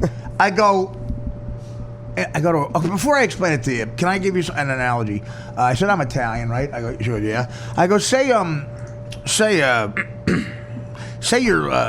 entire net worth is in a box that I'm carrying, and I stop to get a slice of pizza because I'm an Italian guy, and as I get the slice of pizza, I drop the box, and everything you own hits the floor. Would you be mad at me? Probably. I go, if you yelled at me, what would you say? How dare you know? Blah, blah. And you wouldn't say anything else. And I'm waiting for her to say something against Italian people. Like, what would you say about me personally? No. Okay, just was asking. So I was quoting a Richard Pryor movie. There's your backup. And an album. That's a great point. So and an That album. should have been Michael Richards' defense. Oh yeah, right. Listen. It was a Nikki Cox would wear a Guinea T-shirt. Oh. With no bra. Oh. And whatever, So I tell you, it's unbelievable. So, but she had just come off that show, and people knew who she was. So now the tour comes by again. Me and Nora are playing catch, and he sort of gets over it, and he goes, "Here's the Drew Carey show starring Drew Carey. Everyone loves Raymond starring Ray Romano. Yeah." This is the Norm Show starring Nikki Cox. No way. Are you serious? man. My hand to God, that's what Jeez. that's what it says. He's got no fucking luck. But again, he loved it. He loved the fucking rap party. The last show we go there for we end the season, and the security guard, I go with Norm and his assistant. We're trying to get in. There's a bowling alley in the valley, and the security guy stops Norm. He goes, "Where you going?" He goes, the rap party. He goes, "For what?" There's a couple. He goes, "The Norm Show." He goes, "Who are you?" And Norm looks at me and goes, "Norm." But again, he did that all.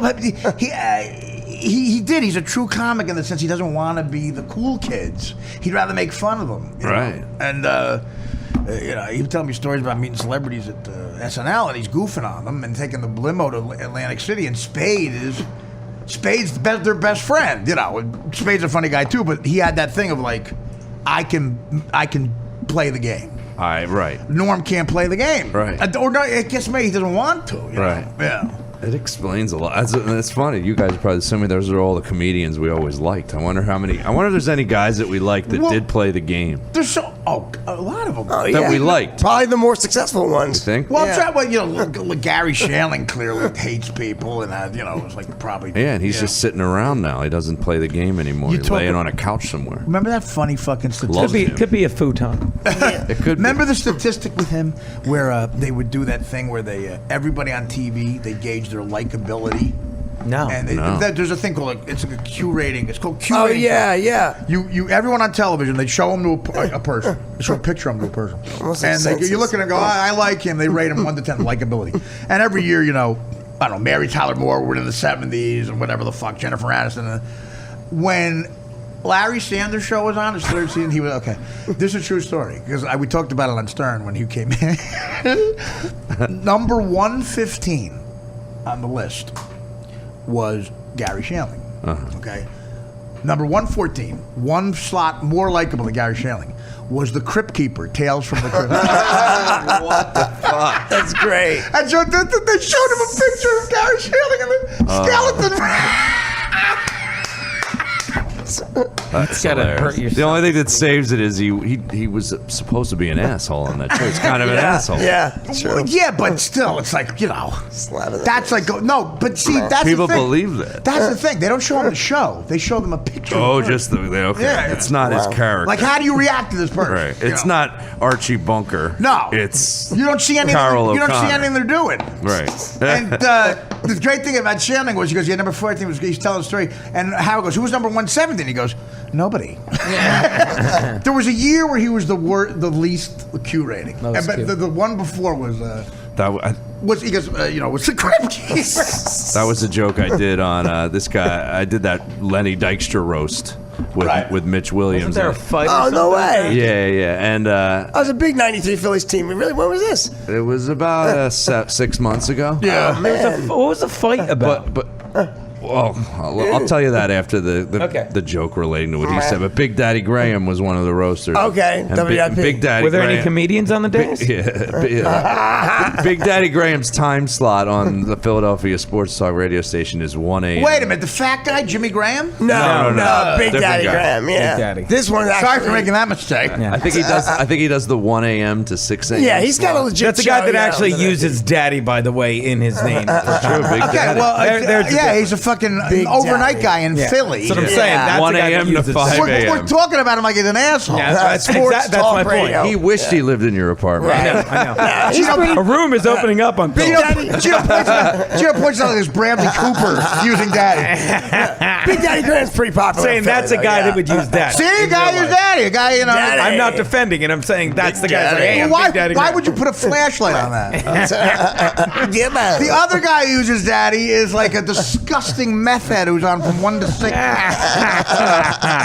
Big Daddy Graham and Joe Conklin always do those shows Right. together. Big Daddy Yeah, they Conklin. toured together. Yeah, man. So good. So that was just the joke you said. That was the joke that they did the one. He does the 1 a.m. to 5. I go, you know why he does that time slot? Because there's nothing later. That was like. Okay. No, the latest. you know, You got if a I, better one? If I ever, well, now I do. I go, Big Daddy Graham, one of only 2 people in show business with daddy. And I'm sure everyone can guess the other one, right? And then 5 seconds of silence, and then just move on. The biggest fucking gimme I ever got in a roast was Levy did my roast. And he brought up Greg Giraldo, who destroyed me. But Levy at the end, of course, mispronounced Greg DeBaldo. DeBaldo. And it was the biggest. The first line when I went up there, I said, "Thank you, Bob. Don't worry about mispronouncing Greg's name. You're just one of 4,000 people in show business who's never said the name Greg Giraldo." Oh man. But the fucking roast on that level are very, you really gotta. I feel on that level you gotta destroy harder because it's like a fucking, people wanna. Audiences at those roasts wanna hate the Philly. Like, I wanna hate you. Yeah. Oh yeah. They want What was the fight? Oh, so the fight was weird, dude. I even commented it in my set. I mean, it was like you felt like you're at an Andy Kaufman concert. I'm like, are these guys fucking around? Are they really mad at each No, I other? don't think they're. Big Daddy Graham's not ironic. No, I don't mean Big Daddy Graham. I mean, Well, these Lenny Dykstra. no. Yeah, I met Mitch Williams. He doesn't strike me as a Peter Sellers type. Dude, Lenny John Dykstra. Cleese. Lenny Dykstra was drunk in his yeah. seat, like kind of just bobbing. He so he's tanked. He said a hilarious thing because I slammed him. I said something like, let me think. You went from being a major leaguer to a major loser was like my first line or Oh, something. the alliteration, and dude. all of a sudden he just goes. Did UTA sign you at that point? Yeah, he just looks up and goes, "Who are you?" And it was accidentally brilliant. Brilliant, yeah. I guarantee that might have been a real question. It was Yeah, real, without a doubt. Hey, and then him and Mitch Williams just started like You should have arguing. said Larry Boa. Oh no. They start at. It's like you literally. It was What was more- Dykstra and Williams arguing about? Well, this is what made it interesting and fun for me. Who's less retarded? Only a comedian would enjoy this. Was for the it. comedy went out the window? they're seriously in a fucking argument. Right. And like the crowd's weirded, and I'm like, this is the great. that's this great. is the most entertaining There's thing I've nothing ever better seen. than when two dumb. It's not like a home run contest. Two dumb guys. Yeah. Just getting like But not only are they mad at each other, they're rehashing all the moves in the '93 World I Series. knew it. I was going to say it was But the see, fight about that. Mitch Williams can't win that fight. No. Because there's always one last move. Yeah. Joe Carter. Dykstra always has the fucking checkmate. Yeah. Well, I struck out. Yeah. Are you done, Joe? Okay, because I got the last fight. Because you're about to be behind in the count to Joe exactly. Carter. I got the checkmate. Man. Well, it was great because You like just fucking Mitch know. is Mitch He is will go- never live that Mitch down. was trying to use that he's still pissed at him because he was going to win the MVP and I fucked it up for you and you just can't let it go. Like that was like Mitch's All right, thing. that was his thing. And Lenny was like, By this time, Lenny Dykstra, Was he drunk or did he have Parkinson's? This is Joe? what I'm telling you. Look up at the video. It's on YouTube right now. Does he have Parkinson's? No, he's just an alcoholic, drug addict kind of. He has no teeth. Missing man. a lot of teeth. No, and That's from the tobacco. Lenny just Didn't got he out get of fucked prison. over with jail? I was going to say he stole hundreds and There was some millions of dollars. Right? Everything's allegedly. I think that was one of my. he got in trouble for some sort of taxes and finance shit. embezzlement. Yeah. He would present a car and then not. Well, let's go. I wanted to. First of all, you're hearing. So Joe's going to be here every Thursday. Gio's here basically when he wants. He came in tonight. But the guy you're hearing in the back, you've heard him before, is Twitchels. And Twitchels, I've invited to come here. Twitchels now is gay, and he has a Tourette syndrome. And again, when I got this show, my agent said, you should have a black guy on. Just in case something happens, and that's why Chris Cotton's here. And now you are a gay guy with a disease who's very funny, so you cover a lot of areas. I was going to say you're running the whole gamut, aren't you? No, but Artie? you could go like if someone says Artie hates gays or people with disease, Right. you go, well, what am I doing here? Exactly. And you're also hilarious. How about that? Yo, thank you very much. You represent that group of people. Yes, and I'm a comic and entertainer first, and the gay and the Tourette's just follows. That's my gay.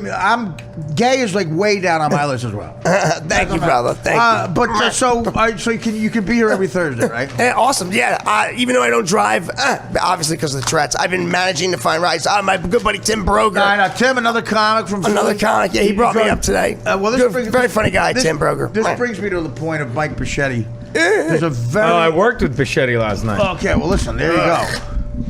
How'd that go? Terrible. Was Stacey Pressman there? Yes. Okay, It here we was go. her comedy There's show. a serious thing going on here. I don't know. I want to say something to Mike, and it's not Stacey's fault. And you, as fans of mine and the show, and know Mike from DirecTV, these fans have a big affection to Mike, and we got to figure something out. Mike's not here, and neither is Stacey. And he told Dan he's got an audition tonight or something. Tonight? Yes. Bullshit. All right. For what? Stacey couldn't make it. Night audition. What the fuck is that? Doesn't exist. They're not dating. They're not dating at all. And so that's full disclosure. I feel Mike is obsessed with Stacey, and to the point now where he cannot go out of the house somewhere without her. Every time Mike's left the house in the last year or so, it's been at an event with her, a gig with her, Right. to go to a gift shop with her, whatever the fuck it is. It's creepy. And on Twitter, if you say, Mike, great job, you're funny, he goes, Stacey and I thank you. Like they're a couple. And you just said great, decorating. If you say, Mike, that's a nice shirt, thank you, Stacey and I thank you. I'm not even exaggerating, he's attached to her. Aren't these some huge red flags, right? Well, that's why I bring it up. You. Red flag. Did you ever go to Mike's just Twitter page and go to the photo page? It's No. all selfies of him. It's Wow. Is it really? Yeah, no, I think I have seen that. It's the most disturbing thing. But I know again. So I don't. So now Mike promised me he'd be here every Thursday, and I don't care if you whatever. I'm not going to give him shit for missing whatever. But it's why he's missing that's creeping me out. He's not here. Dan and I are. It's a theory. I guarantee it's true. He's not here because Stacey's not here. Yeah. I don't think he can function without her. I agree. And now listen, Stacey's very pretty. I don't think she's doing anything wrong. At least not on purpose. Yeah, it's not like she's leading him on, Is he friendly? Well, no, I don't think she might not be leading him on. She might not. Of course, doing another show. I'm showing you his.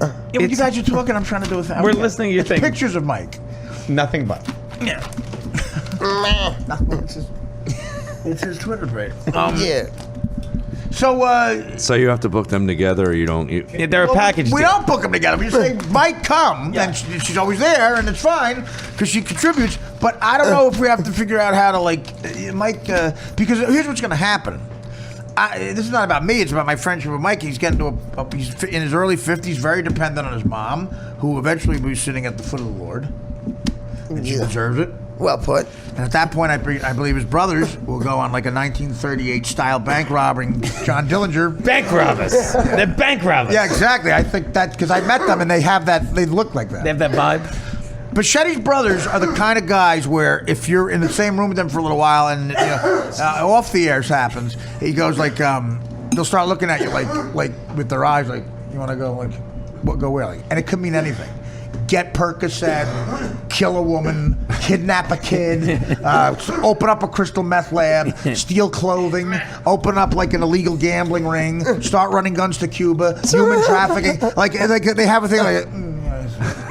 One roll of the eye. Right, a roll. If you look at them long enough, we'll go. Let's get out of here. What are we gonna do? You never know. Do it around the block. That was like that was like the move when you were like 19. Right. I used to have I think his name was Jackie Flynn. You know the comic Jackie Flynn? Well, Do you ever hear you know what I'm gonna do? I'm gonna go to Boston to a comedy club and throw a rock, and I'll hit someone named Jackie. It's Flynn. true. I hung out with him in some bars in L.A. Oh, you see, now you're bragging about showbiz stories. He's not famous at all. I know. Well, that's but he got that name That was right a there. joke. I know, but that's what he used to do. He would go. Every time I tell a Cameron Crowe story, you come back with Jackie Flynn. He would go up to random hot girls in the bar, and he would go, "I'm getting out of here." And I thought it was the greatest, funniest greatest move ever. Listen. They would get stuck. They'd be like, "What? Yeah, I'm leaving." Sometimes LA you trick move, one. My LA move, and this worked. I have witnesses. I have witnesses to this. What? I made out twice. I never fully got laid, but I made out twice in front of a house with two different women. Smoking up blondes, who I told in a bar after they asked what I did that I wrote Jurassic Park. I said I'm going to tell them I'm a screenwriter. I said see what happens. It's That's LA. it. How shallow are they? Before Googling, before It's in the movie. It's in the movie. Before smartphone. Too fat to fish And the movie. I said, listen, if I'm going to say a movie, what am I going to say? I don't know, Uptown Saturday. I'll go the biggest seller ever. They're not going to know again before the phones. They go, what'd you write? Jurassic Park. And like real quick, Right. What really? Talking to their friends, blah, blah, You sold it. Before you know what I leave. They only knew there was 3 lines in that movie. Before not impressive if you write the dialogue in Jurassic Well, Park. I wrote fade in. I wrote fade in. A lot of dinosaurs. And they give it to Spielberg. Believe me, I said this line too. Well, Steve makes it come to life. Nice touch. Oh, everything. And they're like, what? That's so dumb. So dumb. Only in You're LA a does dummy. that work. I just only wish I could have come on one of them. So they had so when they found out I didn't write it, it was a guy named Michael Crichton in Australia, fucking, using his money to fucking kill dolphins and stingrays. Personally, and it's not some guy who's the third lead on Norm fucking sitcom. As they're fucking getting the sticky jizz off their skirts, like, oh, he wasn't the guy. He didn't write Jurassic So Park. many dumb hot girls. Oh, you're in LA. dumb! I felt like going when they fell for it, and I could tell them I got him. I felt like you're dumb. Here's my dick. Anyway, it's pure anger. But there was a place called La Coloniale in the late 90s. I don't know if it's still there. It was in Beverly Hills. Unbelievable looking chicks. Like really hot. So that's where one of these things happened. And every time I went there, at the end of the night, I would leave, and no matter if I was talking to somebody, whatever, at the end of the night, almost like clockwork, Jeremy Piven would have a blood alcohol level like 9. Nice. And have a girl in a headlock. And say, like, the girl's screaming, he's got her in a headlock, they're all like, and he's going like, I told you your friend was a fucking liar! Something like that. Oh my God. It was Jeremy Piven pre-Entourage. Jesus. Before the hair plug. We had the balding. There was always a violent thing that could escalate to like, I don't fucking know! Oh my God. Fucking Piven. Where is the bag, Tara? Where is the bag? What? Out of context shit that Jeremy Piven's yelling? Before he was Ari fucking whatever. Oh, great Even that fucking fell episode, apart. Artie. Great episode. Your guest starring episode on Entourage. Oh my God. You had me dying. That was such an ass kissing. I know, no, really. I love that episode. That was a Tourette's ass kissing. Nah. Great episode. It was brilliant. It's actually kind of like this. You get jazz hands for that. Nothing really happens with it, but thank you. I love it. It was great. Tell a girl that. No, LA was like, you know what Brian Callen could do? Brian Callen. Oh, he could pull. Brian Callen. Love him. Again, I for 2 years I worked with that kid, and then, you know a lot of people. Single best ladies, man. I never saw a guy put up more numbers. Better than Russ Manini. Who's not? Oh yeah. Better than Russ. Same is league. up there, same league. Yeah, no, Russ is damn good, man. But it's a specific thing with Russ, you know. But sometimes, no, it's good with everybody, I guess.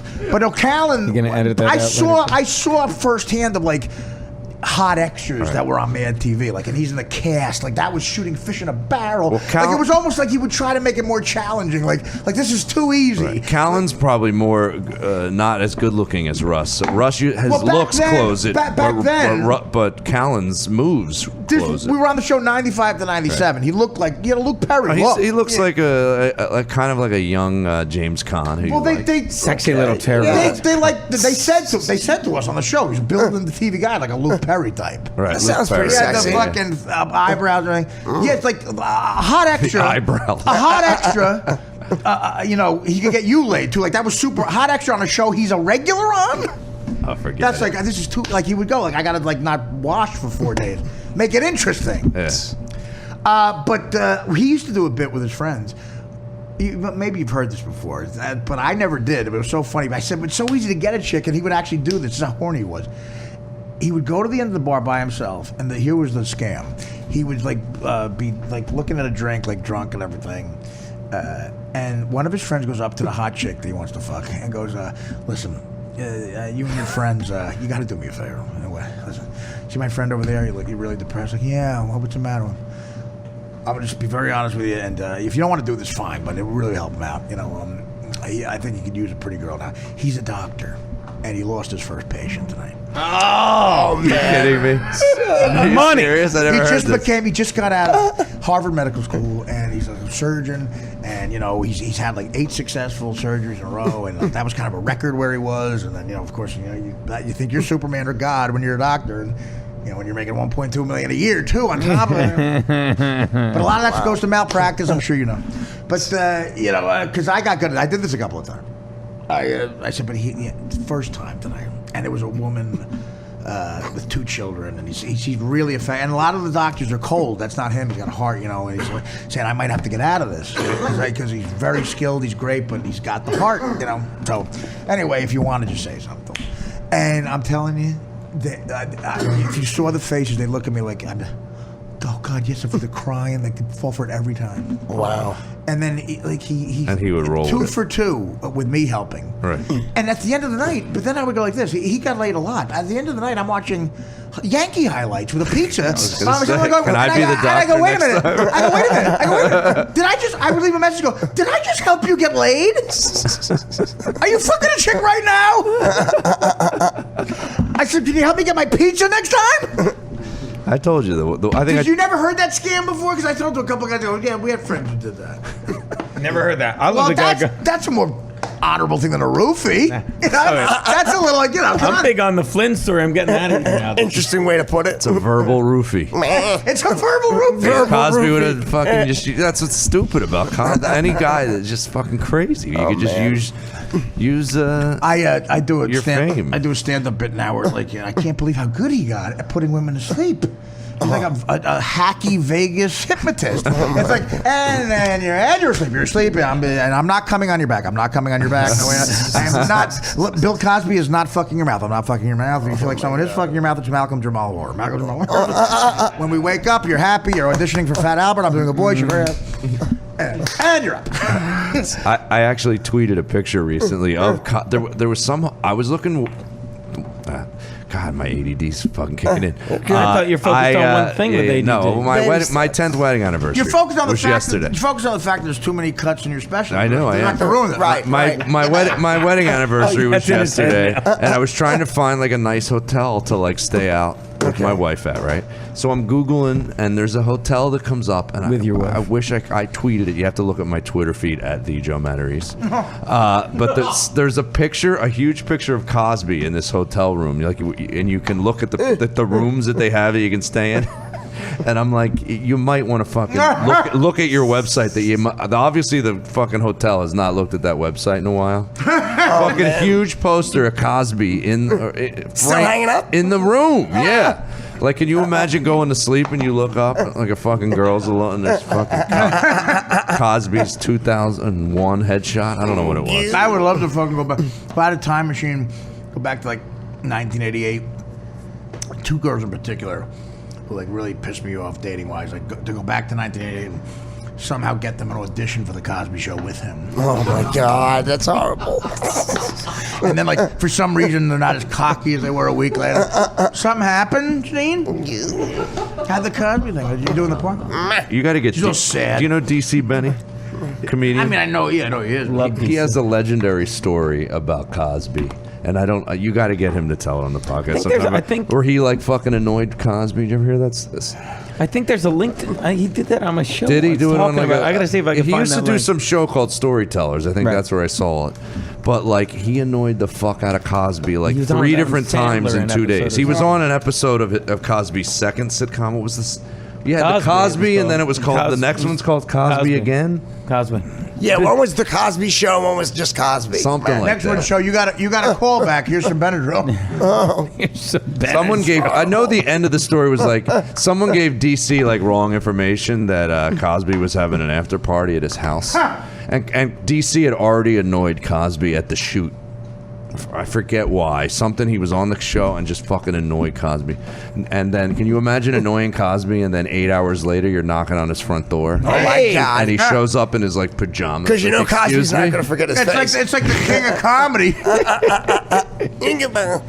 Man. I gotta go rent the King of Comedy again. I haven't seen that Rupert in Pupkin? so long. I Okay, love well, that the movie. references that Rupert Pupkin, you remember? Nice. De Niro plays a stalker of a guy, Obsessed Johnny fan. Carson type guy, Jerry Lewis. played by Jerry Lewis. Jerry Lewis.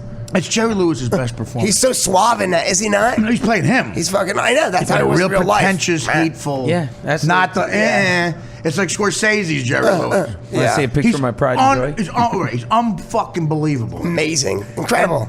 So's De Niro, obviously, and he's a stalker. De Niro tells a girl he's trying to impress that he knows Jerry Langford's his name, Jerry Lewis, and we're gonna go up to his house to have lunch, and he plans on just going up there with this pretty girl he just met, and she thinks they know each other. It's Sandra Bernhard, right? Yeah. No, it's not. Sandra Bernhard's She not was this in girl. it, but Sandra not that Bernhard's girl, the one they yeah. kidnapped. And by the way, she was great in it too. Yeah, right? she- Oh No, my no, no. God. I mean, she helps him kidnap. The girl Yeah. at this part is actually a bartender, like, but it's De Niro's real wife at the time. Like a No way. light skinned black girl. Yeah, Trina. He's got 2 kids with her. He has an 81 wife. You could look it up, but she's very pretty. So, and again, Scorsese is so fucking, but the awkwardness of like now they're in the maid lets them in the house, and he really doesn't know him at all. And the woman thinks, they're great friends. Now they're in this guy's house. He's golfing. And De Niro's like, "Where's Jerry?" "Golfing." "Oh, of course he is. It's 1 o'clock on a Saturday." Like, and the girl buys it. She's looking around, and I can't wait to meet him. And looking at it, like, she goes, "Go look upstairs. I know him. I sleep up there all the time, So Jerry Lewis coming back, and you're like, "Fucking!" It's done so well. You're like, like what DC Benny must have been feeling like. I mean, so the moment where the girl realizes he really doesn't know him because of how Lewis reacts to it. Oh, it's brilliant. Oh my God! She looks around, going, "Oh my God!" Oh, she goes, "Mr. Lewis, I'm so sorry. I don't know who he is." Come on, I'll lie to him. And it's just, perfect. So smooth, such a genius way he did it. It was great. But DC Benny, I don't think it made me feel kind of like that. If you're the only one at the Cosby party. I got a question for you on the King of Comedy.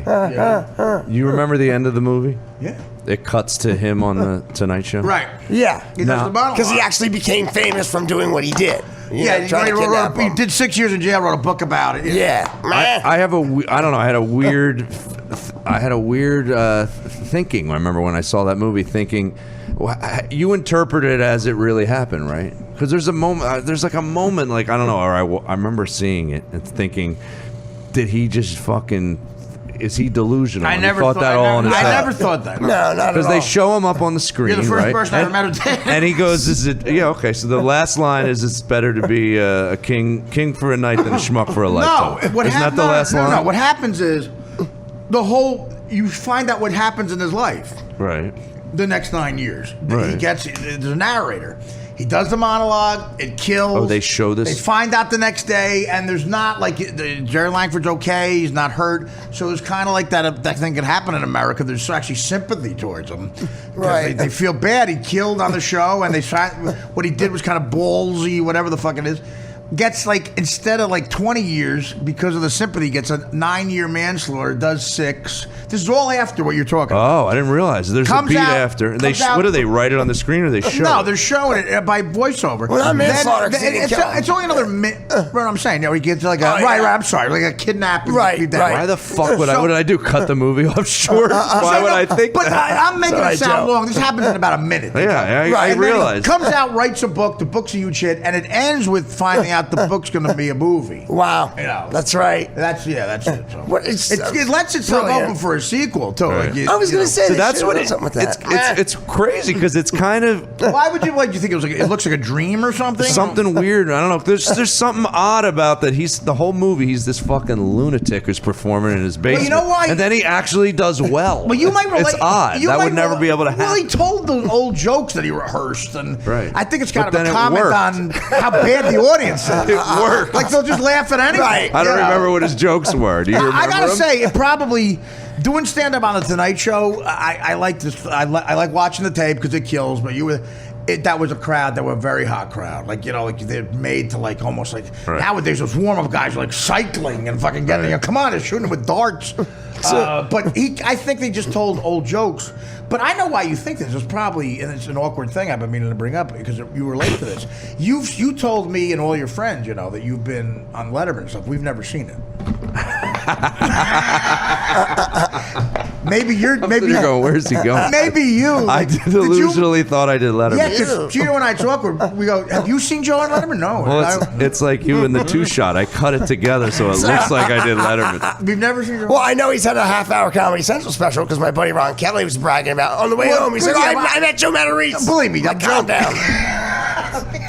He's defending you. I know for a fact he did a You're comedy. full of shit, Twitchels. It never happened. You. I don't know why. Trying to help my buddy. Did you think I was serious? Goodbye. I He's swore the defending movie you. ended right there. He's defending you. Oh god. The weird thing is that's why he decided to do comedy. Like, well, if his old jokes worked, I could even do it.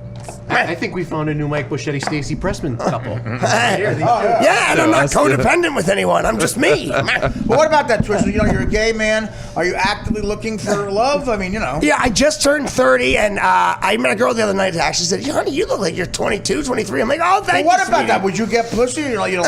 Oh, no, eventually I would like to try it before I die. I'd like to fuck a chick at least once before I die just to see what it's like. So you and Buschetti are the Me same. too. But no, If you fuck her in the ass, it'll be the same. right? Just close my eyes and tell her to front. I always say that about a gay guy. I don't want to change you. It's great. The lifestyle. Right. Gift shops, Rhode Island. You. But I think if you fucked a chick in the ass, That's what I just there's said. no way for it not to be not only as the same but better. better. The whole right. situation's different. For me, being gay, I like men. I like a real man, dominant, like a tough guy. Can you do me a favor? I want you to turn me off. Do me a favor. I like- I want you to do the show Thursdays. Can you call in from now on? You. You think if he? Here's a weird, honest question. You think if he was completely blindfolded, couldn't see? I've heard that question before. You heard this, and you're fucking Yeah. a girl in the ass. You can't tell the difference. Yeah, you The can chick's ass feel- is better than a What's guy's different? ass. When I start feeling Or upwards to the different abdomen, I want to feel muscle like a big girl. No, I don't. Not touching the body. Well, Just then the what's the dick fucking going point, in Joe? the ass. What do you think do with it's your different? hands when you're getting fucked in the ass? I know, right? What With do you do? juggling, You just- Christ. If you just had the handless No, it's banger in the interesting. ass. People used to have it with like mother's meatballs and other meatballs. Mother's meatballs. Would you do that for the podcast? I do what? For what? We'll get Fuck? a guy and then a chick and then fuck one. Mike and Stacy. And honestly, I'll go this I don't know if I can how about fuck on this? air, I'll Artie. go Come this on. far. I'll go this far. I'll throw a fucking monkey wrench in. The third one is going to be a pussy. And I guarantee I can't. You don't think he'll tell Yeah. the You can pussy tell will the be difference. No, different? I'm not Yeah, saying. yeah. I'm just saying that's the way I'll get you to. But I would need a guy to If be you, able to get it up. if you don't think a pussy's nicer than a guy's ass, I Yeah. mean, obviously, who can say that you're not born gay? All I know is that I've It's never so had any perfect. interest in females. Males has always been on my mind. Put your dick in a and pussy, balls. then talk to me. You, dick Yeah. and balls. That's what I'm all about, my friend. But Really? it's probably the leading up to it, though, right? It's not like Yeah, it's- just the feeling of Exactly. that is exciting to him. Whereas a guy, I bet it's different. Like Yeah. a guy with a girl's vagina. Well, you no, could it's- just have that. it's the and be whole fucking- mood. I You can't. know? Well, people have asked me what's my perfect date. My perfect date is, Super Bowl Sunday, and me and my 5 best friends play poker, have a bet on the game, drink, party, and everything. At the very end of the night, they leave. My girlfriend comes in, blows me. I fall asleep, and she cleans up and leaves. That's a nice day. And you know what? To answer your question, Artie. Without the cleaning up, it's not my favorite date. To answer your question, Artie, yes, I am. I That would like be a to. dream sequence. That's- that never happened. Do you think, Well, look, That's, for would that be 500 called the king of what? That's called for $500. It has happened. you think you could hook me up, Artie? Because to answer your I mean, question, I'll get you a whore, a male whore. I mean, I would like to date, but yeah, if you think you can find a nice hot guy that I can't do that. set me up. You don't know any gay friends. You. No. No, I do have. No, sure I do. Yeah. I know Mario Cantone's one of my best friends. I love him, but he's taken. He's been married a long time. Right, he's married. You think Man. I just know a hot 22-year-old guy who's a gay? Hey, Well, ask around, friends of are we friends. talking about You- football? Hey, guess who it is, Greggy? Gino Bisconte. You know him. Well, You. tendencies. I don't know. Yeah, well, I mean, do friends try to set you up? You know? You know, I haven't really dived into trying to date hardcore, but as of lately, I really want to. I Well, it really want to sounds start like- dating again. So yeah, it sounds like you really want to. yeah, I do. So if a friend of a friend, if you happen to know someone, is I'm oh, not gonna I got a actively gay look friend. Are you I'm on not Grindr? I used what to, about but that? not anymore. I got a shitty phone now. I got to get a new phone. The app doesn't work. Your phone is cock blocking you? It is. Dude, the gay guys that have talked like But mine is on the more talk hit show, and run, you know? No, but I'm saying they say it's insane. Like they're fucking like crazy. Yeah, that's what I'm saying. Like I know right what- now, within 8 feet, there's a guy who'll fuck you. Yeah, you can actually see the feet, how far they're away. But that's not exactly what I want. I want to date. I don't want How just to weird would fuck. that be if You you can went? see how many feet. Like 20 they are? feet away, 50 Really? feet away. Yeah, that close. How weird would that be if you went on Grindr right Yeah. now and it was like 7 feet? Yeah, well, And that then means you- one and of your then- neighbors. Your hallway's all gay. And The then you hallways get infested information. with gay. You get information, and it's like goes to church for the social. It's like that scene in that scene in Aliens when it gets Cub red. fan. They're in the ceiling. There's fags in the ceiling. It's 7 Where? feet away. Fags in We're the turkey on a ceiling. cold roll. Did you say Get out of fags the in house. ceiling? Fags in Out the of the ceiling. house. Get out of that. I wrote a sketch. I wrote a sketch of Man TV, and they fucking denied. Till this day, I stand by this. I want to get money to do it. Semitic alert bracelet. Waspy racist wears a fucking thing, electrical bracelet. If you're within 5 feet of a Jew, it goes off. It tells you when a Jew is near. And fucking come on, that's perfect. Semitic alert. Yeah, because Of course they wouldn't run a that. black person can you can tell he's black, but a Jew can look exactly like a normal person. That's why they're so dangerous. That's why we have It's this. funny because he said normal. Normal person. That's get why it? we have this. It's a sketch. Yeah. That's Yeah, why we have the I like Semitic it. alert bracelet. 35 years ago, you could have had that. Yeah, I would have been on TV. And no, well, they wouldn't do it 20 years ago. Got to be 35. But I said, I said we got to get a waspy couple to do the whole intro and everything, and you get the thing to be when it lights up. I don't know. It's like a picture of Netanyahu or something like Jerusalem or a swastika, whatever you want to have. Rod Carew, Sammy Davis Jr. Semitic alert bracelet, guys. Semitic. It's a great bet. Yeah, because Semitic alert. Was it before the Hanukkah song? After. Which of the 17 versions? How much money do you think Adam Sandler made off Not of the enough. Hanukkah Lot. song? People are buying it. A Not lot, enough. because every time it got played on the radio, it's a smart thing. Norm was there when he wrote it too. Jesus. Norm claims he might have wrote something. Really? And when he was, they were like throwing shit out. Like, Oh, no. Daryl LaMonica Harmonica, was that him? it was, they. I think he said he helped with the quarter.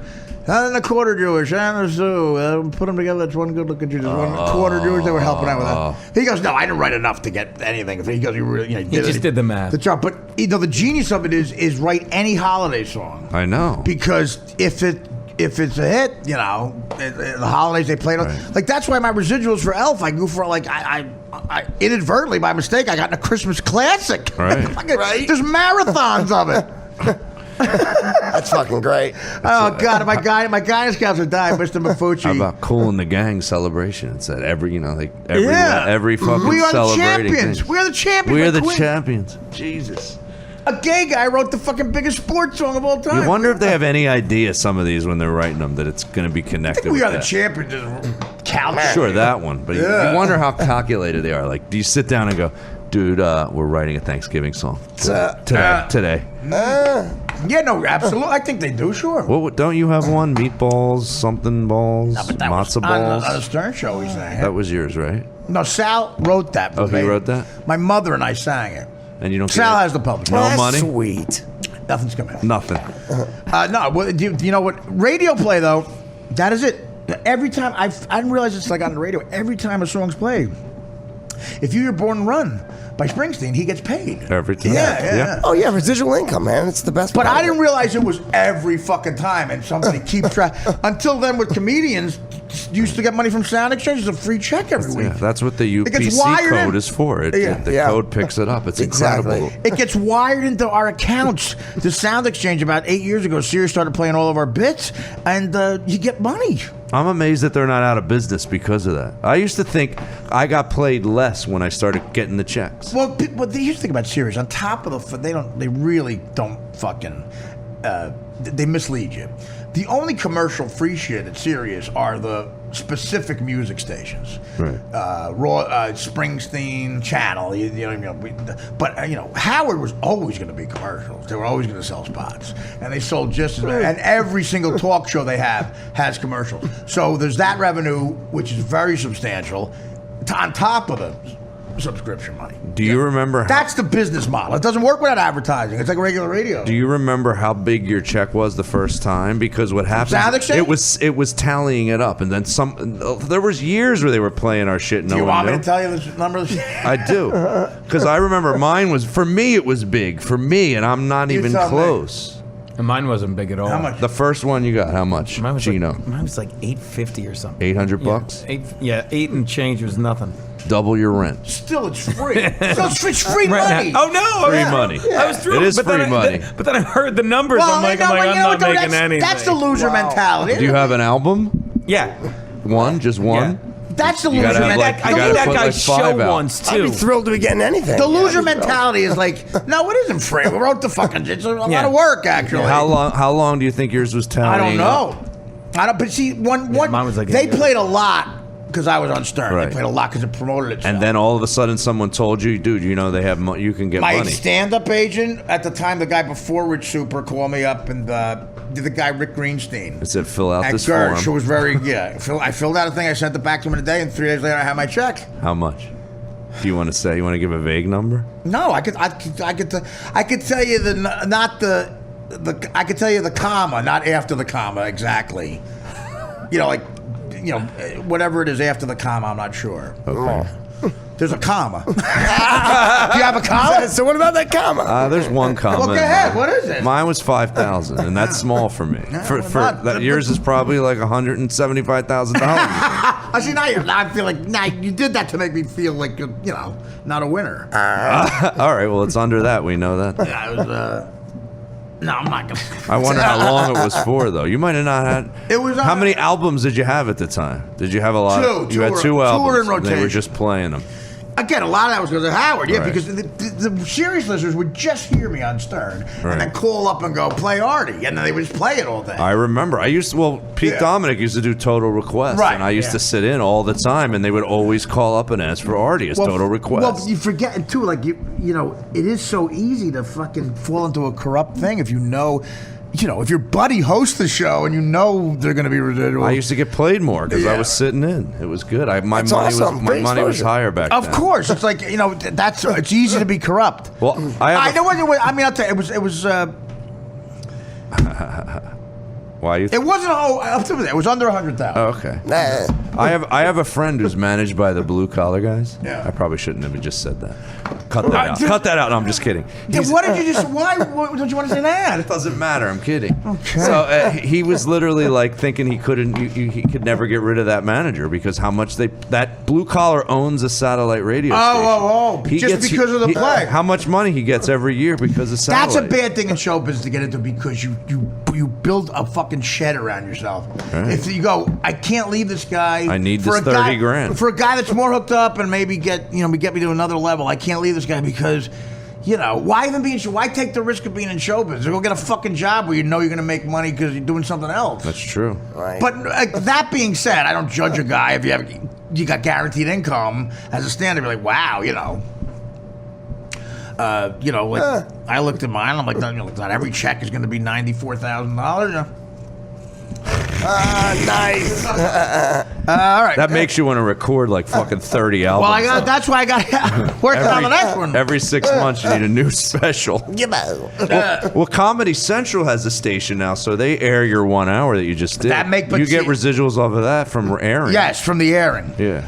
But anyway, who knows? I don't know how they work that shit. All right. I just wait and say, okay, thank you. Twitchels. I'll take it. Yes, Thanks sir. for coming in, buddy. Thank you for having me, man. You're always funny.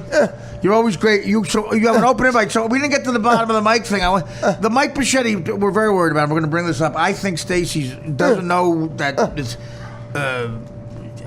something has to happen. Because if Stacey ever gets a boyfriend, Oh, that'll be disastrous. he's never going to be around. And I'll I think never be jealous about Mike. He'll be broke. No, I'm saying. Sorry, Mike. I'm not worried about that part of it. Oh, okay. I'm worried about the other way. Could you imagine being that insecure that you're like, can you stop hanging around Bichetti? Well, I'm jealous. I used to do a joke. I used to joke where I said my self-esteem is so terrible. I think if a girl fucks me, there's nothing on the earth that's breathing she won't fuck. So, like, if she goes out, like, everyone is a potential fucking competition for me. Right. Like, where are you going? We're going to the diner. Don't fuck a fat cook. You have a party. You were talking to the dog a little bit. What was with you and Buster? Buster's nice. Fuck you. Did you ever, David Tell has a similar bit, but slightly different. You know his bit about Is it like, his impression of the most jealous guy in the world? What or is something? it? What? Who's this dad guy? Oh, man. Yeah, Like that one, Gino? You in a bad mood? No, that's what Gino does. Gino doesn't Gino laugh. doesn't laugh at bit. How come when I laugh, it's fine, but when I don't, Gino, suddenly I'm the you don't asshole. realize what you it's I like, must be doing No, you something. come here and you look like you're very angry. I'm not. You're usually an easy laugh. You in a bad mood? No. I just thought we were doing later That's today. what- that's what he does And on then I the- got stuck on the subway, and I was running late. I was a little pissy at the subway. I'm sorry, guys. But I was laughing the whole time. Still mad? Why is it the second I don't laugh, I'm in a bad mood? Nah, you're fine, buddy. Does Gino I thought we were having a good time Is today. this dad guy? Gino's just, like, go, again, here. it's very disconcerting. You do something, and even if it's not that funny, your friends might laugh a little bit at your show. Like, you were just laughing a little bit. You gave it up for the thing. Who's the dog? Blah, blah, blah. It's funny. He's laughing. Out of the corner of my eye, just Hero. You want me to laugh at every fucking thing you say or just No, shit I but find there's funny? a difference between not laughing I was and cracking looking up at the sad. Norm story Yeah. 20 fucking minutes, but But I you didn't looked laugh at sad. the fucking hotel joke. But you and, went like this. What the fuck is wrong with you man. people? You're not. weren't- No, but it's the reason you're not What the laughing. fuck? I got Tourette's, ADD, whatever's going on with you, Artie. And wait, do the fucking and Attell was here, and I've quoted his Skanks of the Memory album 40 times over the past month. But fuck it. All right, I didn't like the The joke. bottom line I'm in a is shit mood. you're mad Fuck because- all the jokes I laughed at. That horse joke or dad joke We sucked just wanted a dick. to wake you up. There you go. Now you're awake. damn it. Now he's here. I'm not gonna be your whore laugh and ever. Oh, you were fucking great in fucking the episode of Entourage. listen, Get the cock He out of was your logic. fucking great. Fuck you. That was not kissing ass. He was fucking great. Do Do you want me to laugh at everything? No, or What are you just the doing? stuff I like? I don't It's a want Dan I- Filato I- impression? No, I know. Motherfucker. I was What do you huge fucking on it. want? Blowing up out of nowhere? I don't know. You don't know what you want. No, that's You need to know what you want, honey. Yeah. You need to know, Angel Case. some real came out there. Yeah. Yeah, I'll laugh when I want to fucking laugh. Jesus. I'm not going to be your whore laugh at everything. You don't want that. Fucking That's not forgive what me I'm for being. Oh, Jesus. Joe Christ noticed almighty. it. Joe brought it up. Because Joe's fucking nervous. He Yeah. needs everything to be funny. And when he didn't even have the confidence in the bit because he's like, well, I am kind of doing somebody else's bit here. And then I'll look at Gina. I'm like, yeah, it's okay. It's okay. Daddy's on 4 hours of sleep. And I didn't giggle at that That's joke. what it is. Oh, but I love the story about Norm in Studio 12 and fucking the Norm show starting Nikki Cox. Why's your voice raspy? But it's Are you okay. hungover? Maybe. You're hungover. There it is. Oh, it was a long night. Whenever someone's talking like Yeah, this, but why they did were I have to drinking. laugh at the goddamn tired. We dad scratched joke the guy? surface. What are you of his real scratching the issue. surface? Shut up when Okay. you're nodding. A little bit. And fuck I you. can- Listen to what he stores. I can hear Listen to what he Flippin' stores. nodding. Listen to what he stores up in his head. The entourage thing. He's mad at that. He's mad at entourage. Why am I mad at Entourage? Okay, you brought it up. You just brought. No, you even pointed out why are you giving me a Tourette's blowjob or whatever you fucking called it. Artie, stop it. Okay. I can be here for you if you need it, but stop it. Let me laugh at what I could have some popcorn. It's not about laughing. It's at like that. my It's love not about blood that. You didn't laugh at that. You brought up when you got mad want at me to Joe. go- It's clear you're mad because you're not Dave Attell, not because it wasn't funny. What the fuck I is the wrong Attell with thing. you? I didn't laugh at Come Sorry. I didn't laugh at the king of comedy. I love the King of Comedy story. I didn't laugh at a guy who's got an apartment. I don't get what you're going for sometimes. You showed a little honesty just now. I'm very fucking honest. No, you're not. Yes, Now I am. You just showed a little honesty. What was honest that I said? That I'm not going to laugh at every fucking joke? Yeah. And don't call me out when I don't because I won't be your fucking... You don't want me to laugh at every joke. Where did the whore thing come from? What is that? I'm asking you to be the whore. You don't want a giggle whore. You want someone who laughs A and it's giggle funny. That whore? makes What are you it... What's the talking word I'm about? looking for? Giggle Genuine, whore. authentic, real, worth listening to. We're not the Gino, fucking it's not- wacky morning it's zoo. not- It's not about you not laughing, Gino. Joe noticed what I noticed. So I What do didn't you notice? That the look on your face is murderous. Yeah, like you're gonna kill us. Like you want to like in other words, this guy doesn't deserve anything.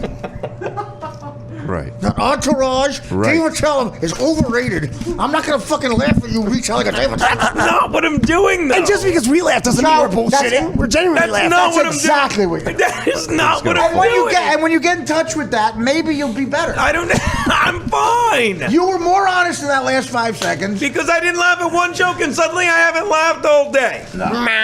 No, it's not about the not laugh. I can care less if you laugh or not. This was a fucking blast. You need to do that on stage. You got to see the look on your face. Use it. I can't be bothered with this horse shit.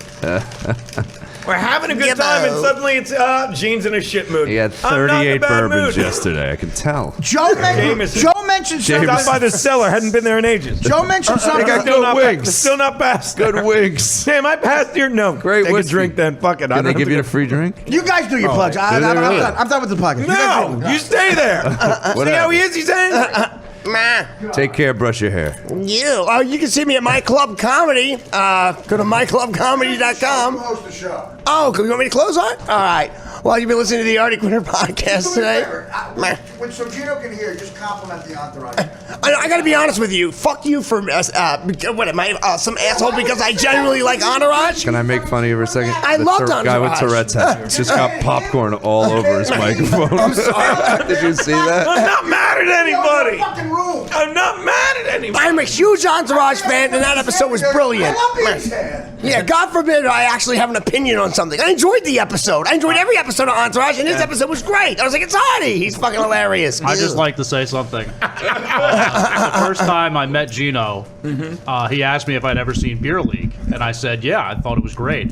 And he kind of rolled his eyes, and I never knew what that was about. Oh, because you're now a stereotypical fan. okay. Oh, because you're an ass Until- kisser now, right? Because you until enjoyed today. it. I have it on DVD. So why would you listen? Why would you create that hostility, whether you like it or not? Didn't No, you're letting him know. Okay, I guess you're the ass kisser I can't go to when I want to hate Artie. It's honestly, it aggravates me. Yeah, and if I didn't I like don't know something, what aggravates you. And Gino, if I didn't like something you did, I would also say if I didn't like it. I'll be honest, I heard that wasn't your best, but I happen to love that episode. No, don't do that here because then you didn't like anything and you're a serial killer. Joe noticed something and pointed out that we've all been noticing for a year. What am I doing? I'll go. You look like either homicidal or suicidal when something comes up that's not, Take the goddamn popcorn. Stop it. That's not really. It's gonna get bad. See? I just opened the snaps. It's not here. Right? Rolled his eyes at Beer League. That did not happen. Unbelievable. Oh, man. Popcorn's good, though. Oh boy. Well, you've been listening to the Artie Well, Quitter everybody, Show. Thank you so that's much the for tuning show.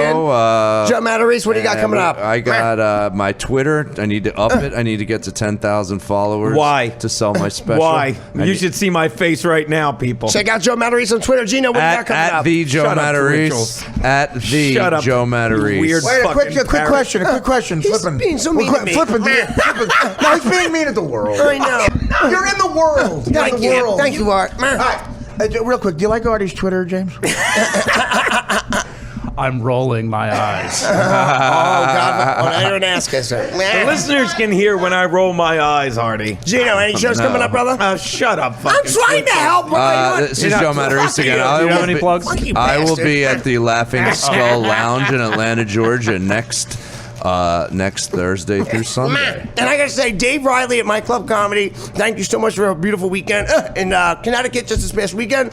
And I just found out that's my big New Year's Eve show. I'll be back in Naugatuck, Connecticut at My Club Comedy. Go to myclubcomedy.com. Dave Riley will be headlining that show as well, and he's fucking brilliant. So that's it for me, boys. The dates Was I'll that be okay, at Gino? Laughing Skull are October 22nd through the 25th. Nice. Joe Like this every Matarese.com. Thursday, James? Anything for you, Gino? Is this every Gino Thursday? Bisconte Is it like will this be every performing. Thursday? I was in bed like 1 o'clock, ready to come in at 5, and I wake up. It's like, hey, we're doing it at 1:30. I'm like, all right. And then I got stuck on the fucking 6 train between 42nd and 34th, and I had to send him a message via because I had internet but not reception. So I sent like a Twitter message to Dan. I'm like, I'm stuck on the subway. I don't know when I'll get there. Oh, and one last thing. Very special thank Is you he to... still talking? Is I this just every wanna- Thursday with him? I just want to say very special I'm thank you never to... coming in Thursday Thank you again. for my buddy That's a Tim promise. Broger, who gave me a ride here. Very funny Thank you, comment. Tim. Check him out on Facebook, Tim Broger. All right, guys, have a good weekend. And Gino, could you just say, take care?